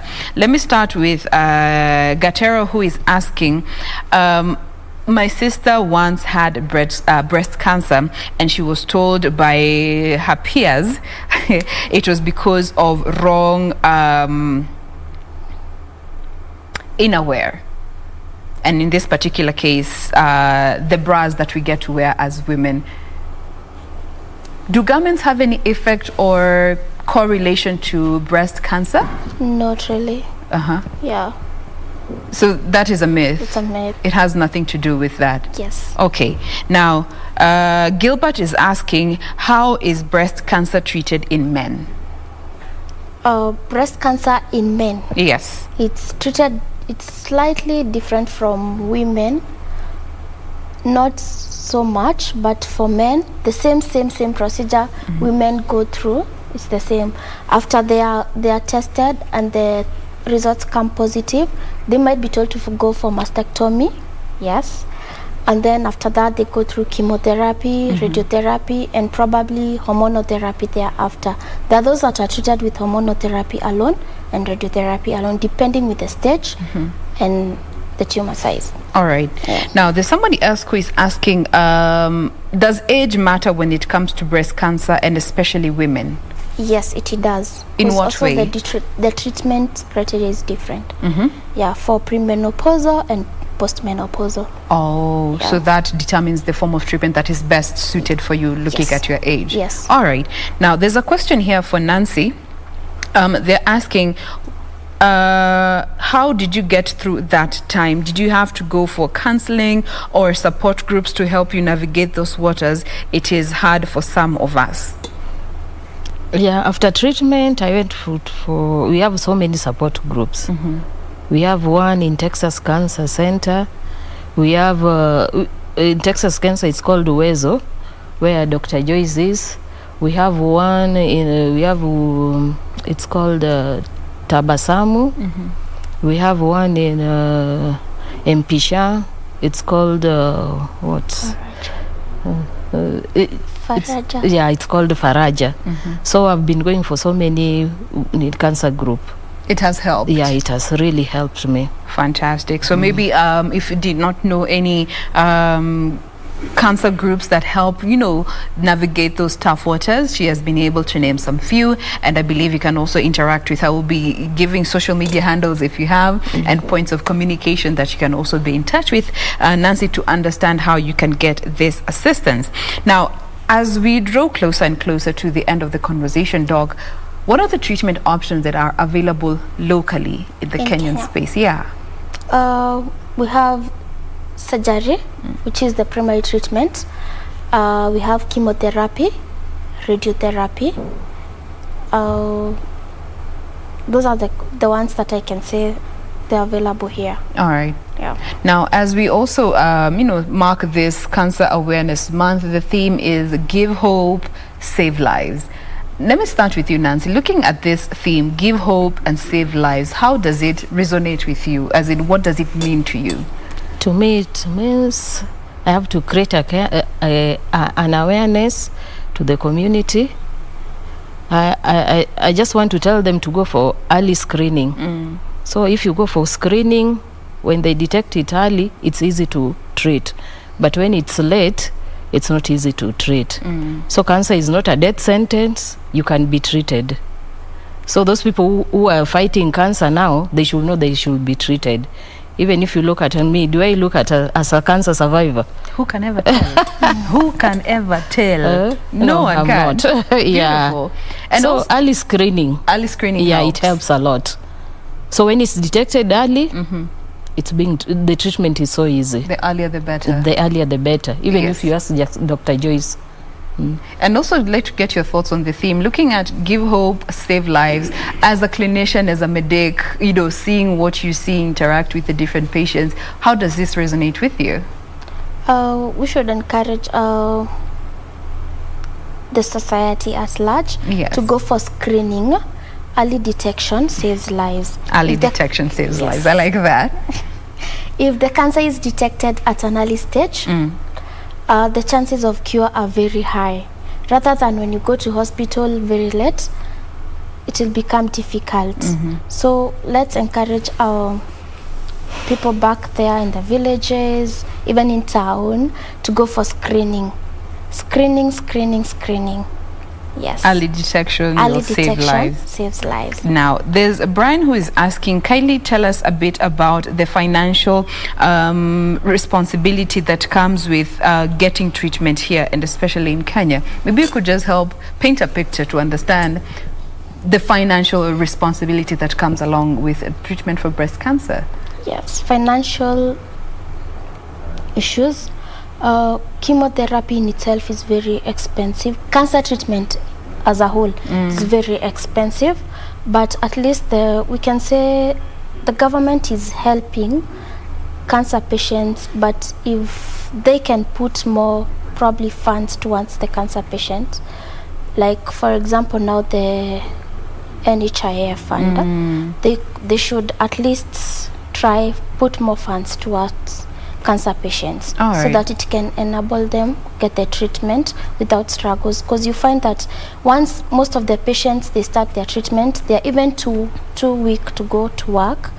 That makes them depend on their families. Probably they are not well. So if the government could probably set aside some funds for the cancer patients, it will help a long way. All right. And maybe just your closing message to our viewers today when it comes to this whole month creating awareness around breast cancer. What would you like to tell our viewers today? Here's your camera, very briefly.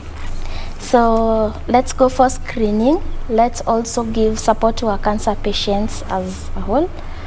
Yeah, screening is free in most places.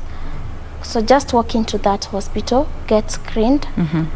Yeah, and cancer is not a death sentence. It is not a death sentence. All right. And also, Nancy, just your message to our viewers today, those that are, just have gotten the news that, breast cancer has been detected, those that have conquered, and those that have not been affected in one way whatsoever, as we mark the International Month around breast cancer awareness. What would be your message to our viewers? For me, I'm asking the government to put the cancer treatment to be free, the way they have put the HIV.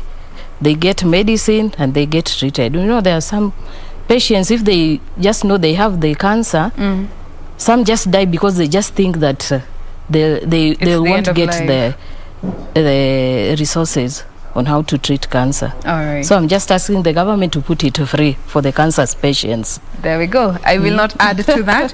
We just want to wrap up this conversation. Thank you so much, ladies, for being with us today. We appreciate your time.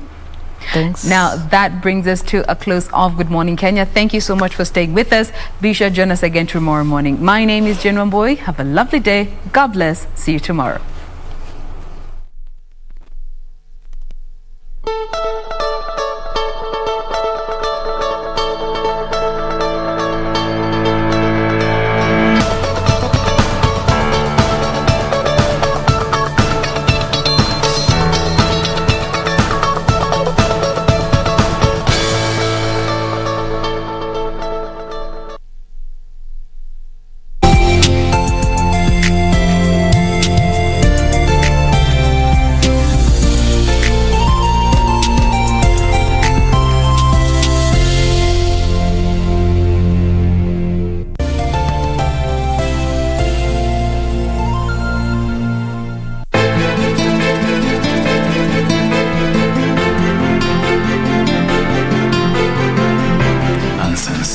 Wachezea kazi tu.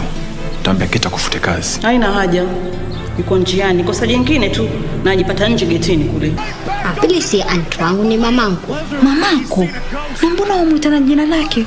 Mkufu upo, uko ndani na sio tukuvaa. Mko hapa? Huyu mkufu si wangu mimi. Sio pesa tu. Hata roho yake pia anatembea nayo huko chini.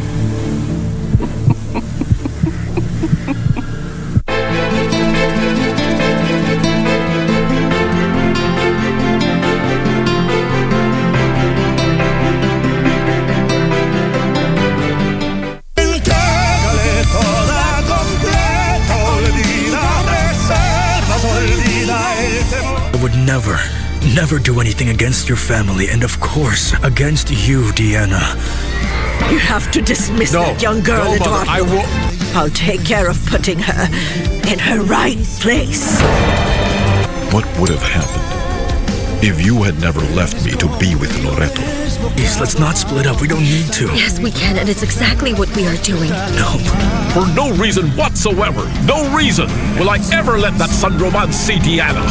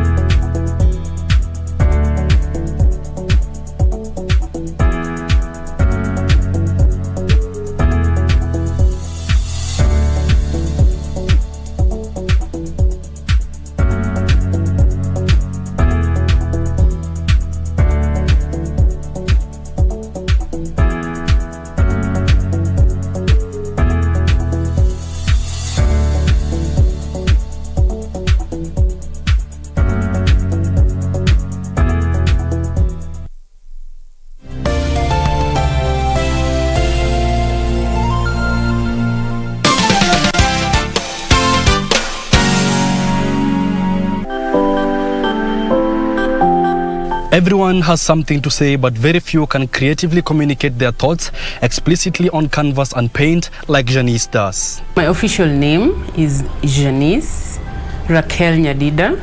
My art name is Janice Creatives.